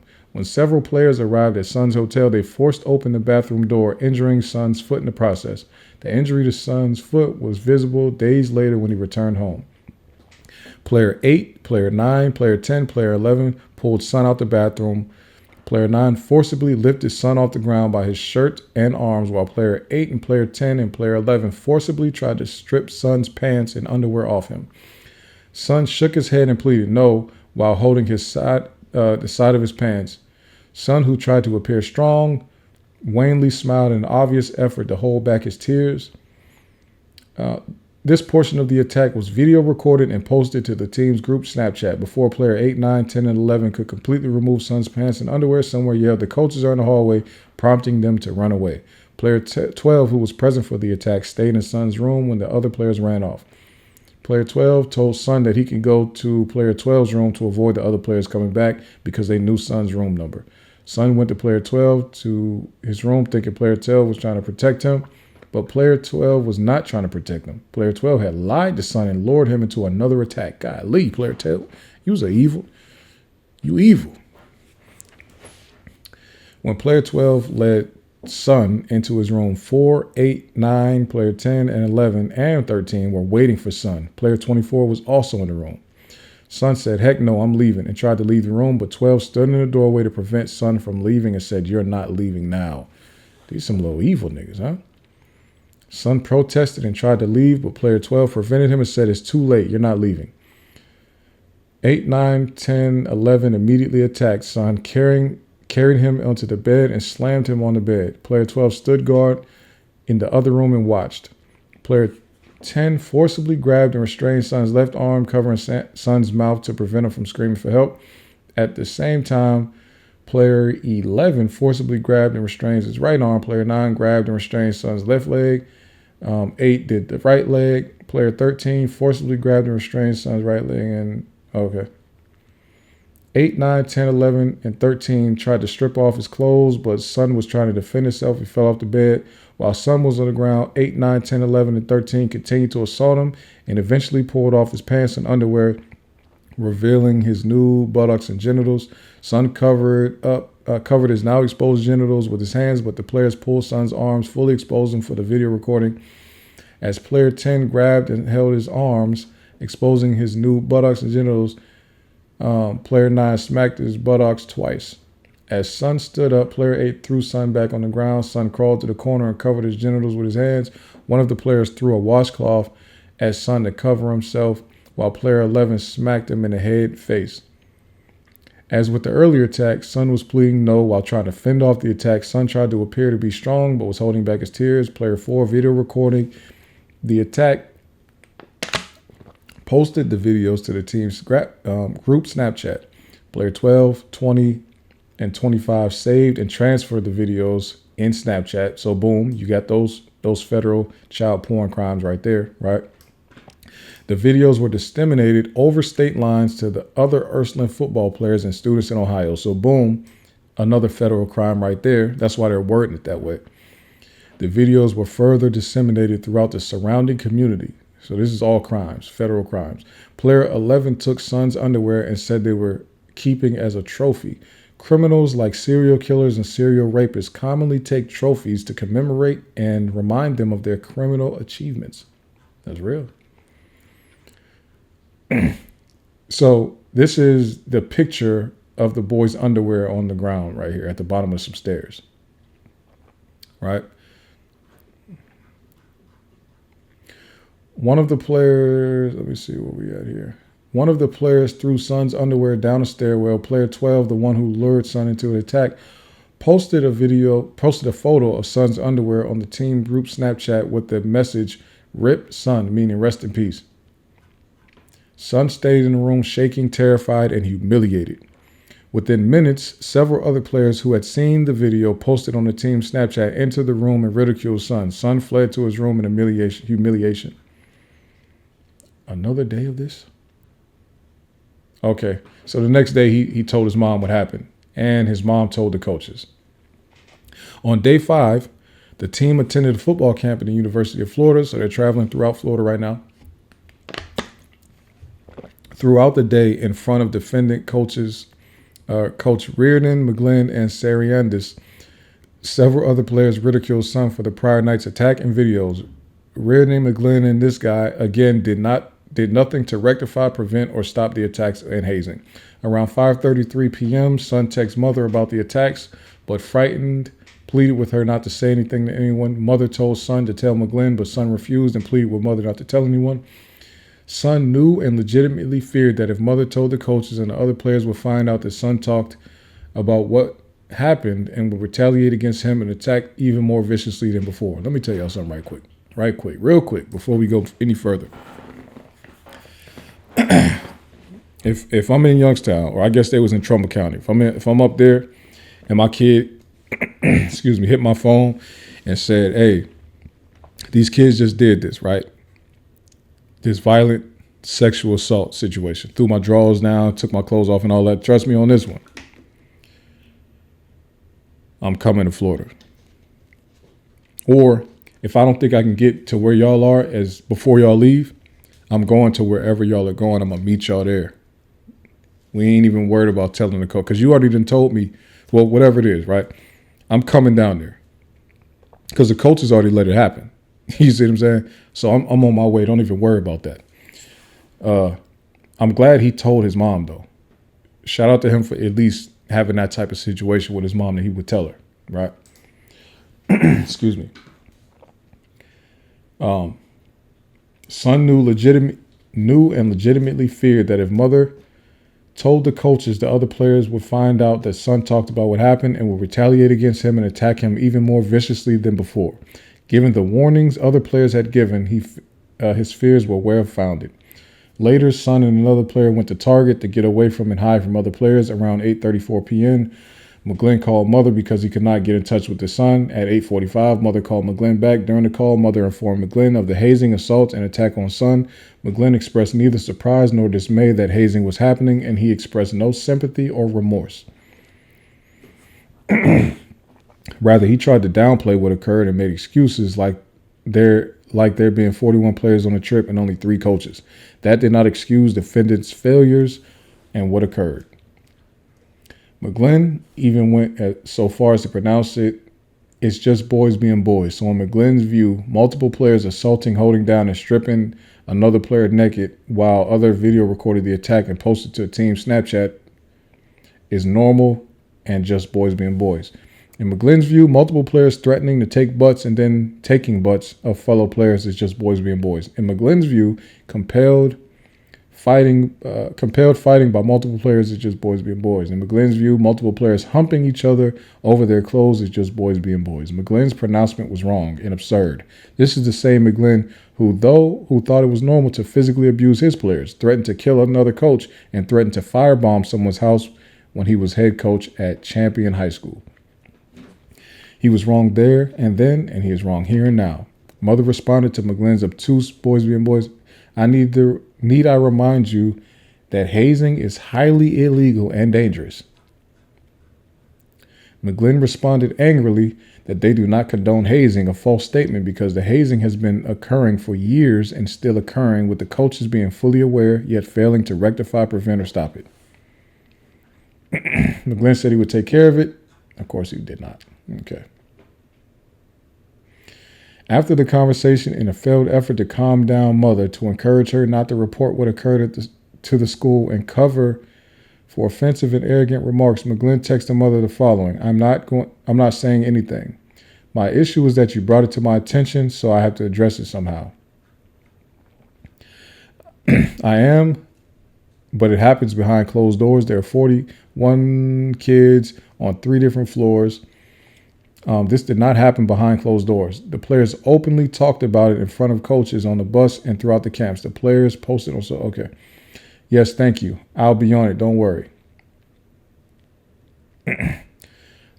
Nobody else just from okay, let me keep going through this. Let me see. Okay, there's messages now. Okay, these are the messages between the coach and the mom. Huh.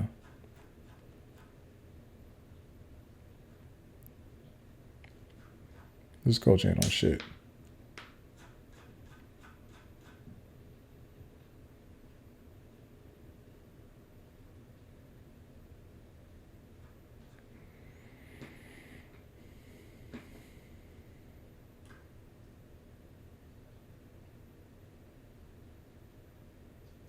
All right. I think, let me see. Look at, y'all see this? This is the boy, the little boy. He looked skinny as hell. He looked little. But look at this. He get an abscess on a trip.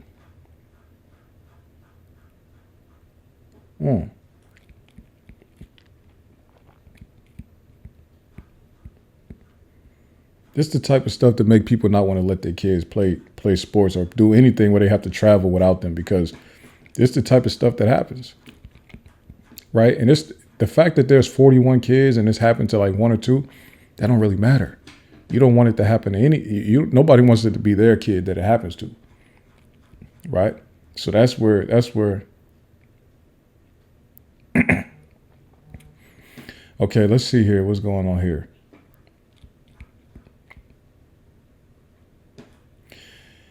At about 7:51 a.m., player 22's mother texts Mother that the team's group Snapchat was deleted or that maybe her son was removed from the list.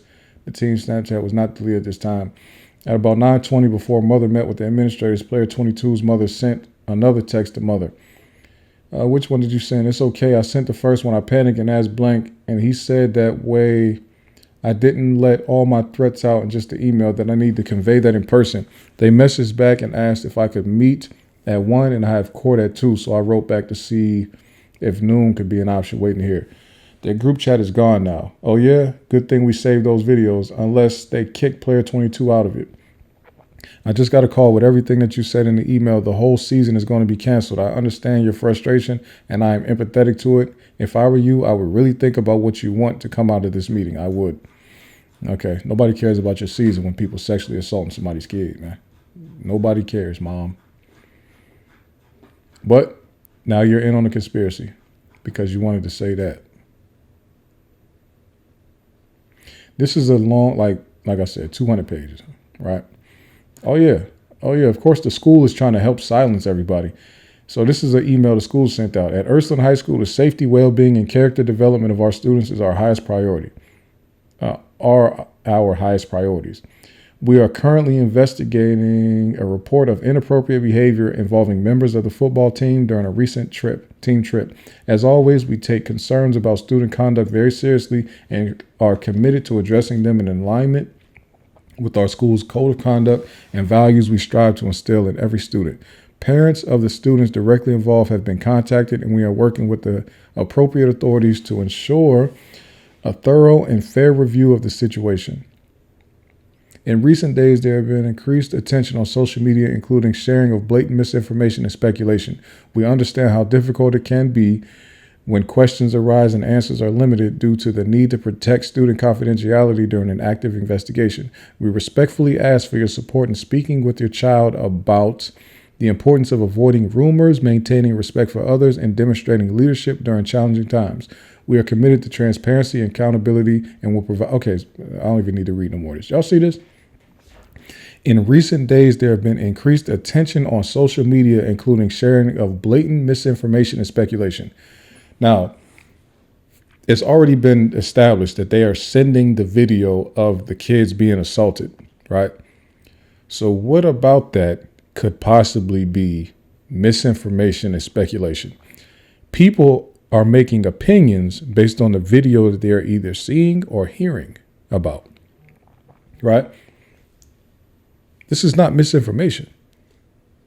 This is child pornography on the internet, and people are making statements and giving their opinions about Ursuline as a whole and the football team. That's not rumor and speculation or misinformation and speculation. That's people seeing something that's completely wrong and giving an opinion on it. Right? So Ursuline did their job trying to squash it and cover this whole thing up, right? So they're at fault. Right? They're at fault here. I don't even need to go too much into this. Y'all can look the case up now, man. This is just, if you look up Ursuline High School football, and then just type in, just go click on the news tab, you will get what you are looking for this case. This is huge. This is going to change high school athletics and anywhere that hazing is going on at, right? This is going to be a big one. It's going to change a lot. Excuse me. Okay. Let me, that was a long topic also, just like the Young Thug recording stuff was, but I think it's very important. Now, I had more topics, but I'm gonna just do one more, because this is something that that comes up a lot from these right wingers, right? These right wingers, what they love to talk about is, give me a second. Let me pull up some stuff. We're gonna get into some statistics and things. This is from 2019. Now this is what a lot of people use to make certain arguments or whatever. Hold on, let me see something right quick. Do they got a newer one? Certain arguments, right? They come out of this. They talk about murder rates, and they talk about who's committing the murders and all this type of stuff, right? So what's happening here is, when people talk about murder rates and who's doing the murders and all that, they always are referring to this chart right here. This is FBI data, but they love to ignore the fact that we're talking about arrest only, not who's doing the crime. We're talking about arrest only. So this is what they like to do. They like to say, okay, there were 7,000 murders. This is what they do, right? They say, oh, there were 7,000 murders and 4,000 of them happened or were black people, right? Like 4,000 murders, and then, 7,000 murders, 7,900 murders, and 4,000 were black people. So they're saying 13% of the population is responsible for over 50% of the murders, right? The first thing we're gonna just do here. So y'all have probably heard that before. If you're one of these people that care about statistics and the black community and stuff like that, first of all, we're gonna say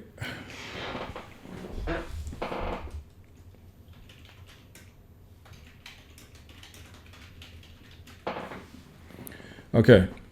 So in 2019, 13,927 people were murdered, right? But 4,000 arrests took place of black people for murder, right? So that's just the basic debunking of this idea that black people commit 50% of the murders. That's not even true at all. Black people made up over 50% of the arrests for murder in 2019, but there were way more murders than that. But so now here, that's one part of it, right?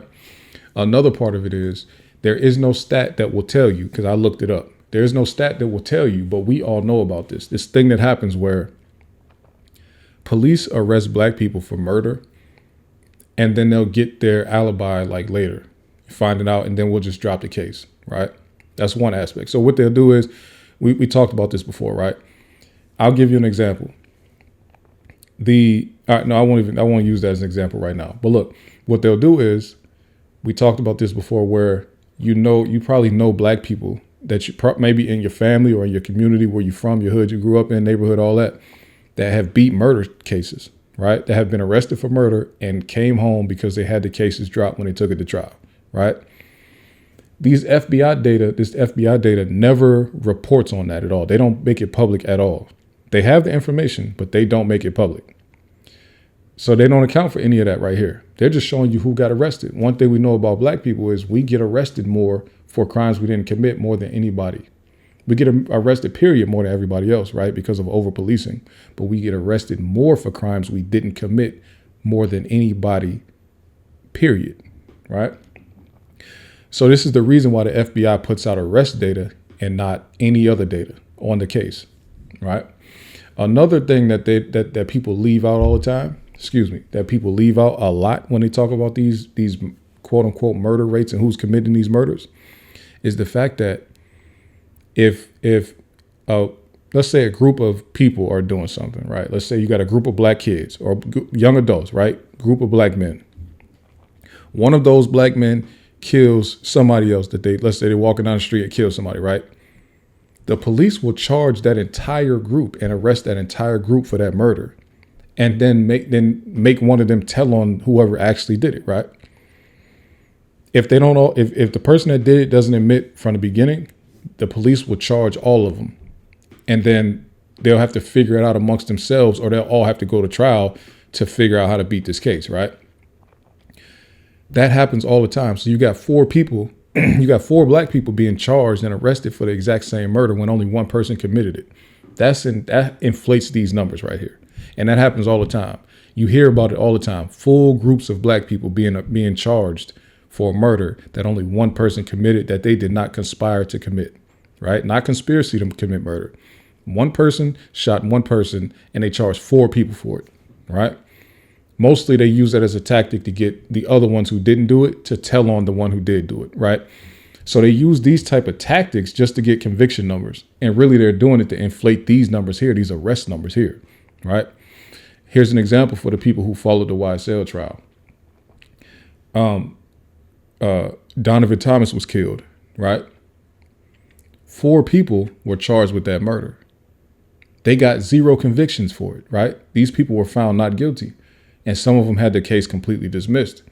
Yet, this stat right here would include all 4 of those people that were charged and arrested for that murder, even though none of them were convicted of it, right? That's how these numbers are misleading. They're not even misleading. People use these numbers the wrong way. These numbers are just telling you what they're telling you. But the people who try to interpret this information, they're using it wrong, right? It's not that the numbers are lying. It's that the people are lying about the numbers, right? But we know that these numbers are inflated because they will arrest a full group of black boys or black men for a murder that only one of them committed. That's not to say that there's not black people murdering people. That's to say they're inflating these numbers by the tactics used by police to get convictions, to help prosecutors get convictions, right? That's first. I believe there was a stat. Let me try to find it real quick. Another thing that is not factored into those FBI statistics that are wrongfully used. Black Americans account for 53% of exonerations in the United States, despite representing only 13.6% of the population, highlighting significant racial disparities and wrongful convictions. This ain't even getting into the wrongful arrest. This is talking about they took this all the way to trial and wrongfully convicted black people. And 50% of those exonerations were black Americans. You can't make this up. According to National Registry of Exonerations, black Americans are 7 times more likely to be wrongfully convicted of serious crimes compared to white Americans. So when they talk about we're 5 times more likely to commit murder than these other people, why do they never talk about the fact that we are 7 times more likely to be wrongfully convicted for these cases? Why don't they ever talk about that? The report indicates that 53% of exonerated individuals since 1989, this is going back 36 years, are black, while they make up just 13% of the U.S. population. This stark contrast illustrates the racial bias present in wrongful convictions.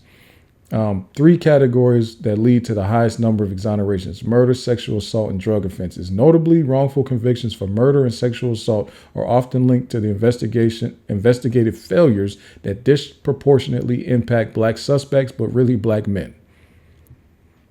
People are using murder and sexual assault cases to wrongfully arrest and convict black men because the only thing they care about, first of all, is destroying a black life. Second of all, getting conviction numbers. They don't care about nothing else. We want to destroy black life and we want to get conviction numbers. And it's crazy because they don't even have good conviction numbers for murders.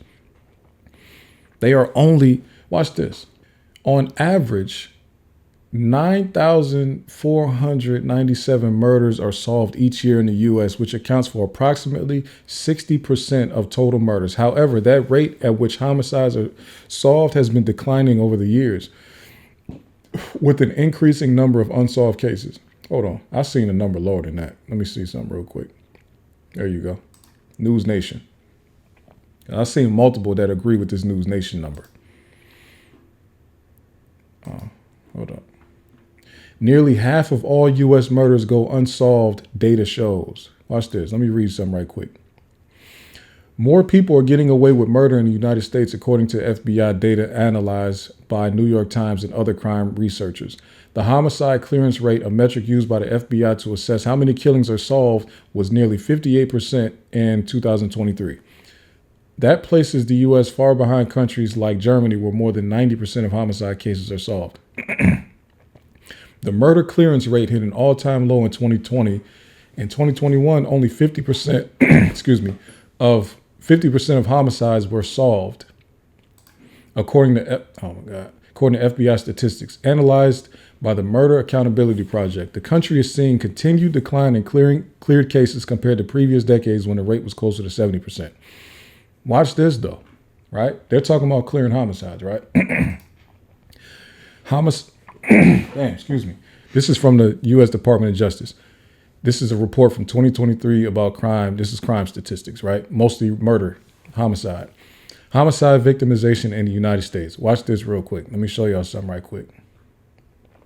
Because I want to go to the by race. We're gonna look at it by race, right? Let me see. Let me make this bigger so people can see it in the back.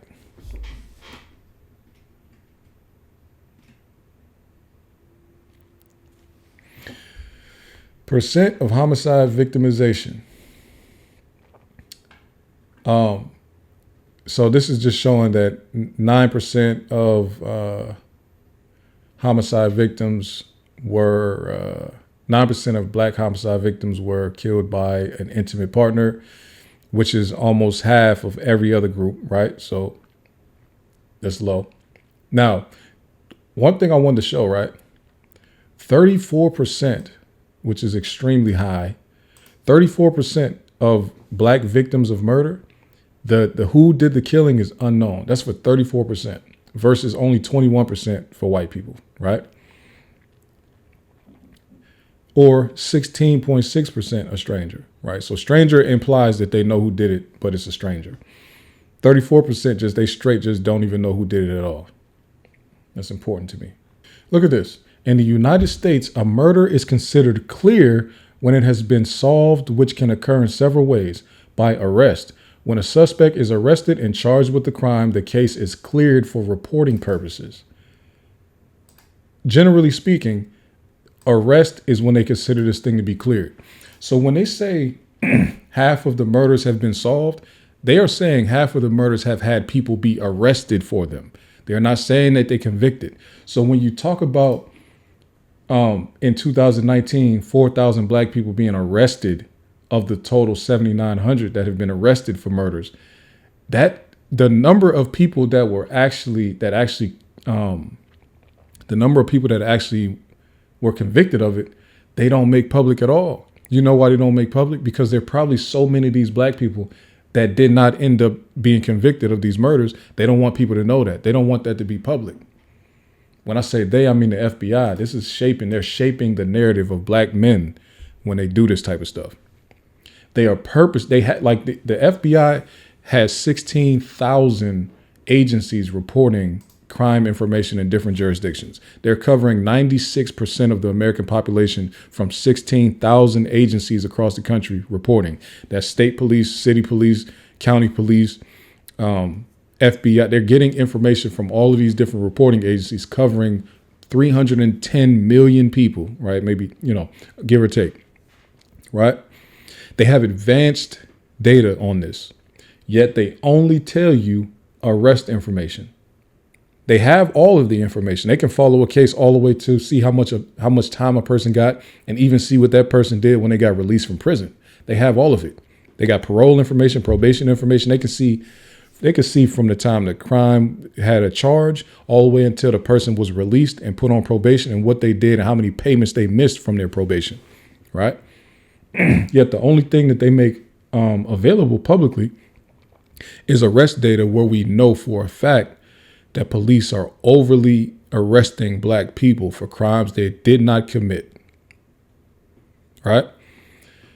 53% of all exonerations were black Americans being exonerated. The FBI has all the information about these arrests. They are being reported. Now, somebody, can y'all help me? Y'all tell me why. Why do you think they're hiding the fact that probably at least 60 to 70% of the people that are arrested for murder don't get convicted? There's if let's just put it like this. We know enough about American history. If the arrest numbers had any bearing on the actual numbers of people that are actually convicted of these murders, they would make it public because it would help them make their argument about black people. The fact that they don't make it public tells us that it will tell a different story than this will. They want to shape the narrative about us, so they put this type of stuff out, and it makes it look like black people are committing over 50%. Well, this only looks like that to people who don't understand numbers, right? But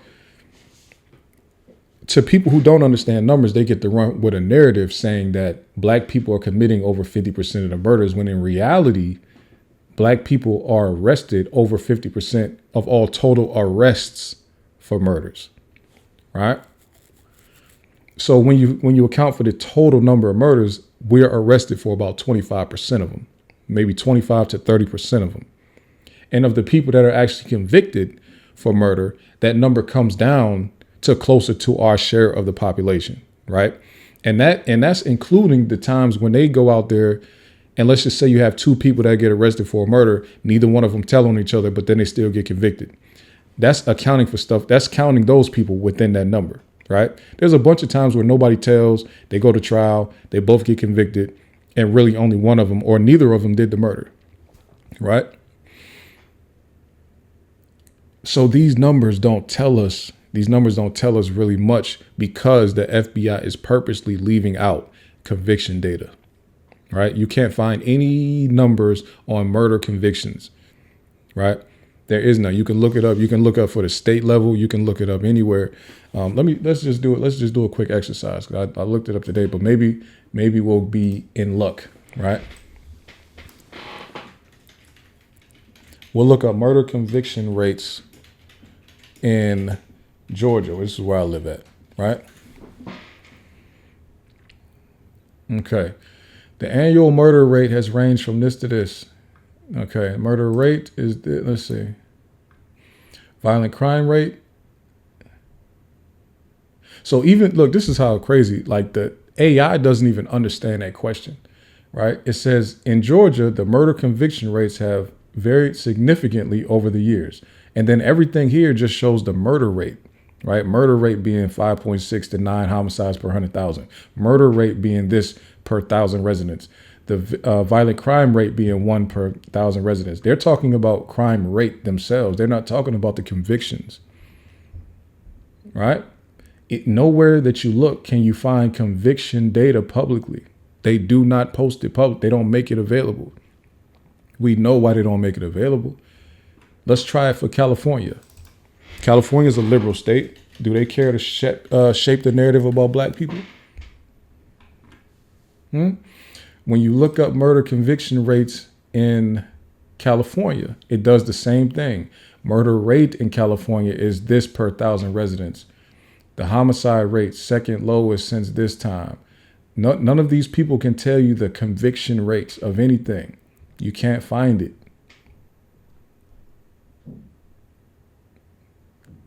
Let's see here. Even when these people are trying to be liberal and tell you the real data on the murders and everything, that you're more likely, look at what they're saying. In California, you are 25.8 times more likely to be incarcerated for felony murder if you are black than if you're white. Disproportionate representation, this, incarcerated for felony murder. See, they tell you how many people are incarcerated for felony murder. They tell you the rate at which people are, right? But they're not telling you about the convictions. And I know you would think that like that's the same thing, but it's really not. It's not the same thing.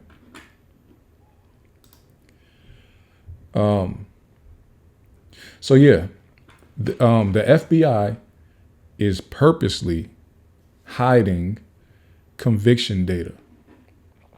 The reason they are hiding conviction data is because they need this narrative to persist about black men and murder, about black people and murder, and people within our own community. And I went through this when I talked about black spending. People within our own community fall for it. We talk so much about, all we do is kill each other. The numbers don't support that. Now, we kill each other more than any of us would like to see, but it's not nearly as much as people like to act, right? When they keep on using these whole, they're using arrest data, and then they're putting that with the whole, they're just pretty much saying, okay, this many black people died, and we're going to just make news reports as if all of those people were killed by black people, right? We're just gonna put the news report out there, and we're gonna shape the narrative, making everybody think this many people that got killed in this city, they were just killed by black people.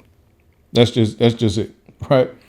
And nobody's gonna dispute it, and nobody's gonna look into it. Everybody, like, even when I see people argue against the whole FBI thing about, I seen somebody do a great breakdown of one of these things, and he was talking about how they say 13% of the population is committing 50% of the murders, right?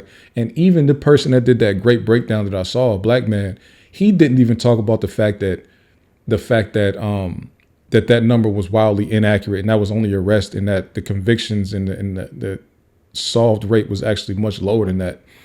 He didn't even talk about that. So I'm wondering why there's such a need. Well, we know what it is, right? But we just have to make sure we don't fall for this, right? We got to make sure we don't fall for this whole okey doke around. Damn, we got 2 hours.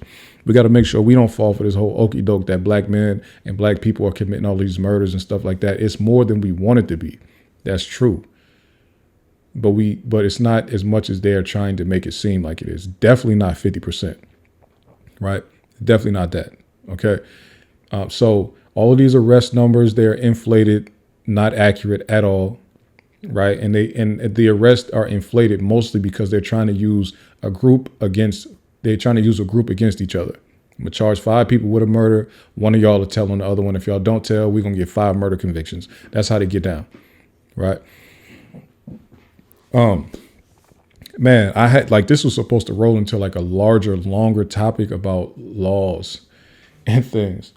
But I feel like, well, matter of fact, I don't even need to get deep into that. I'm gonna just say it because we really got into this. So now one thing that I wanted to say about laws, right? Because when you see things like this and you need like, okay, these people are arresting and they're reporting the way they feel like reporting and stuff like that.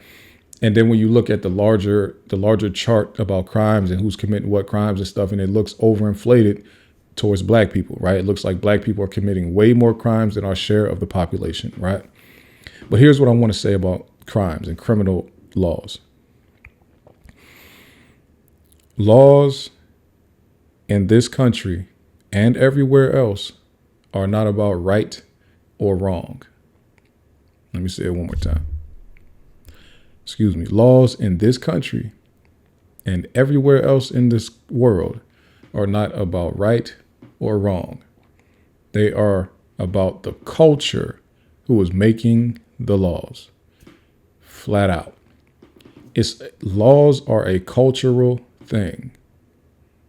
Whether your culture is based on religion, whether your culture is based on the tradition of thousands of years, whatever it is, the laws are still based on that culture, right? So the reason that I point that out, there's only a few laws that pretty much everybody agrees on, right? Pretty much everybody agrees that theft is bad. Pretty much everybody agrees that murder without justification is bad. And that's pretty much it. Everybody agrees on theft. Theft is pretty much illegal everywhere. And theft is the only thing that's really illegal everywhere. There's some places don't really have too much laws against sexual assault. Some places don't. Some places, like, there's much more justification for murders and stuff like that. Like, theft is the only thing that everybody agrees on. And kind of, let me see. I think you could call like bearing false witness, lying and theft will get you in trouble pretty much everywhere, right? Lying to authorities and stuff like that, that'll get you in trouble everywhere. And theft everywhere will get you in trouble. Some places the punishment more harsh than others, but those two things. Murder is very subjective based on where you are. Even state to state in America, killing somebody is like, well, I won't say murder because when they call it murder, they consider that to be criminal. But killing people is, state to state. You kill somebody one way in New York City, kill that person, and it's a crime. Kill that person the same way in Texas, you free. You won't even get charged. So it's, it's different. So I would say theft and lying are the two that pretty much are universal, right? Everything else is based on a culture. Like I just said, the culture of Texas views shooting somebody very different than the culture of New York City, of New York State, right? Very different places, very different cultures. So they have different ideologies around murder. The reason that I'm saying that is because people look at things and say that black culture is inherently criminal because we are arrested or charged with a lot of crimes. But they're not looking at the fact that just what we're calling criminal is a violation of this culture's law. But if we don't come from that culture, we stand to commit a lot of violations of that culture's law because we don't come from it. So their laws don't always fit our society, our community, our lifestyle, and our own culture, right? So to make my point more valid, and I'm gonna tell y'all this about our culture. Let's just say black people had not been enslaved in this country. And let's just say we got here and established a society where we put our own laws in this place, right? How many more, now let's just say we started writing the laws and stuff like that, right? How many white moms would lose their children to CPS for feeding their kids food that's deemed unfit because the chicken wasn't clean first, right? Now, I know some people might be thinking, oh, that's petty. But if black people were in power from a couple hundred years ago, it would have been a crime to not clean your food a certain way before feeding it to people, right? It would have been a crime to give that to your child. And there would be criminal charges filed against you if people found out that you were feeding your kids unclean food. That's our culture. Our culture is you clean your food first, right? So if we were in power, we wouldn't look at it as a big deal. Yeah, put that in the rule books because you could kill somebody like that. You can get sick, right? One thing we hate to go to a restaurant and get sick, right? We damn near won't ever eat at a restaurant again. I went to KFC, got sick, and I didn't go back for like 15 years. Matter of fact, I don't think I ever went back. If I went back, I was taking somebody else there. You know what I'm saying? So that's a thing that's heavy in our culture. we would have had laws against that. Whereas in white culture, that's not like their health codes and stuff like that are more like a civil thing. It's more like a, kind of like we have guidelines that's more civil. It's not criminal. It'd be a criminal under black law, right? How many white kids would have been in the criminal justice system for violating the black culture law around disrespecting parents in public, right? That would have been a law if black people had made the laws 300 years ago. If you cuss at your mom, or if your mom tell you something and you talk back and all that, then you know how many white kids would have been in the juvenile justice system because of breaking that law, right? I'm giving y'all this perspective because I want people to realize that the people that get put in power, think about this. How many black people get arrested for obstruction of justice for trying to stop a police officer from wrongfully arresting somebody, right? There's a homeless man on the street and the police about to arrest him, and a black person will step in and say, hey, don't arrest that person. Now you can get hit with a charge called obstruction of justice, right? Under black law, that wouldn't be a charge. You wouldn't be charged for that because you, as the person trying to stop the arrest, you're doing the right thing. So that's the reason why I'm giving you these things that would be looked at as like mundane or minuscule or minor or whatever like that. But a lot of black people get caught up in the criminal injustice system because of these types of things that are very petty, things that are very minor. But once they get you in the system, they got you. Now they hit you with, if you don't take it serious, now you got a failure to appear. If you go in court, get belligerent, you got a contempt of court, you got fines, fees. If you don't pay the fines and fees, you can really be arrested. If you can't pay still, you can get put on probation. And if from the probation system, you're stuck forever. Not forever, but you're stuck, right? These little small things are why so many people, why 30% of the population of Georgia has ever been on probation, right? What's the black population in Georgia? 30%. Not to say every black person is on probation, but I'm just pointing out to you, they use these systems, they use their laws of their cultures. No loitering. So I can get in trouble for loitering, but what's loitering? So I was standing around talking to my friends. That's a crime. It's a crime under white culture law, but black people wouldn't have made that a crime.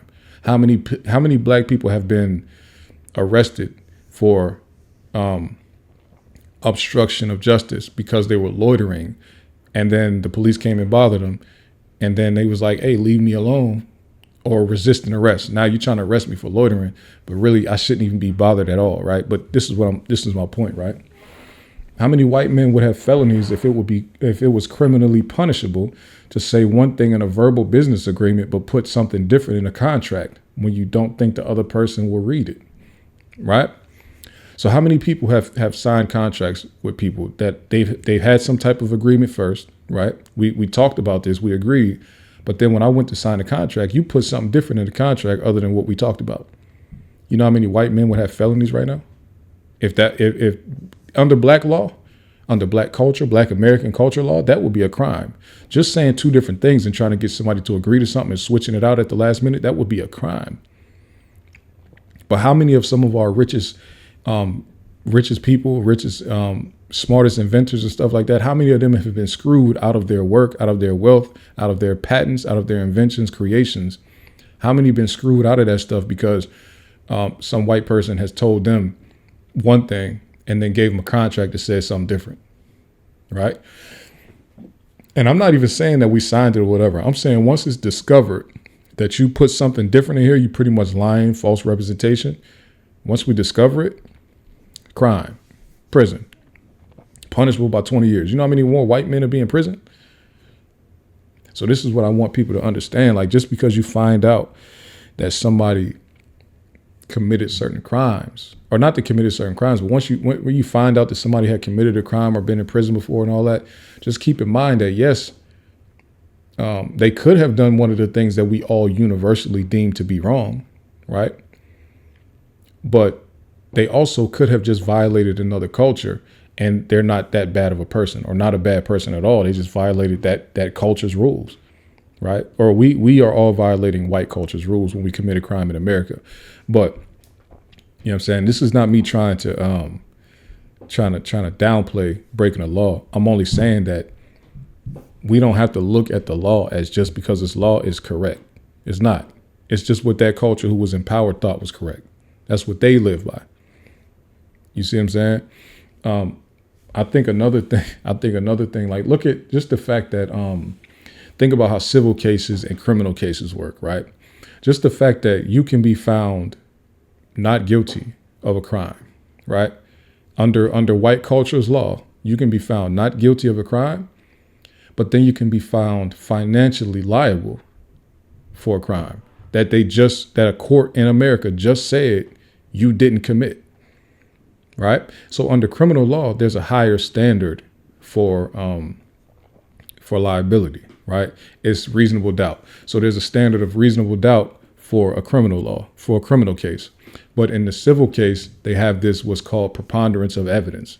So pretty much meaning like once we look at the evidence, could this thing be like a 50-50 or 51% likely?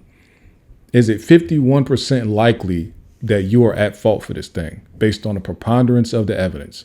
If so, then you have to pay for it. Even though a jury of your peers, when looked through all of the evidence, said you didn't do this, you're not guilty. Doesn't matter. Okay, that's how white law works, right? White law works where if you don't you can not get convicted, the jury can say you didn't do it, and then you can still be held financially liable. Under black culture law, black American culture law, it would all be reasonable doubt. Right? It wouldn't make sense to be anything other than that. You see what I'm saying?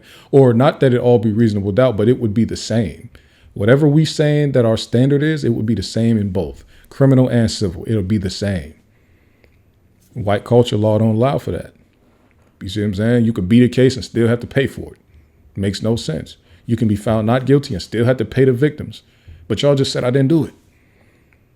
OJ. Y'all said OJ didn't do it. So how's OJ paying his family for something y'all said he didn't do? It does not make sense.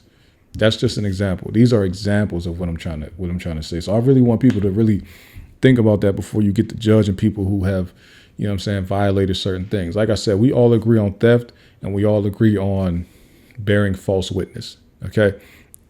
I think in America, we all agree on sexual assault, violation of kids. We agree in America on that type of stuff, right? Some countries don't agree with that, but in America, we all agree. Sexual assault is no bueno, right? Certain types of killing, we don't agree on, right? But for the most part, most of the crimes that people violate, are not universally accepted as truth. And we don't have to, not to say you go out there and just commit crimes, but we don't have to agree that it's wrong just because then people said it was wrong. I just wanted to put that out there. So we gave you this 2.5 hour episode, man. So I don't know how long it's going to take me to edit this, but I appreciate y'all. Whoever made it this far, man, y'all are troopers. I appreciate it. Y'all make sure y'all like the video. Make sure you subscribe to the channel. Make sure you comment your thoughts below. Please be sure, if you've seen something that you agree with here, please share the clip. Take a screen record, share the clip, and tag the Regular Network on Instagram. Or you can find the Regular Podcast on TikTok. But I don't. My name is weird on there. I don't know. It won't change. It won't update. All right. That's all I got for y'all, man. Peace out. Have a good evening, weekend, all that.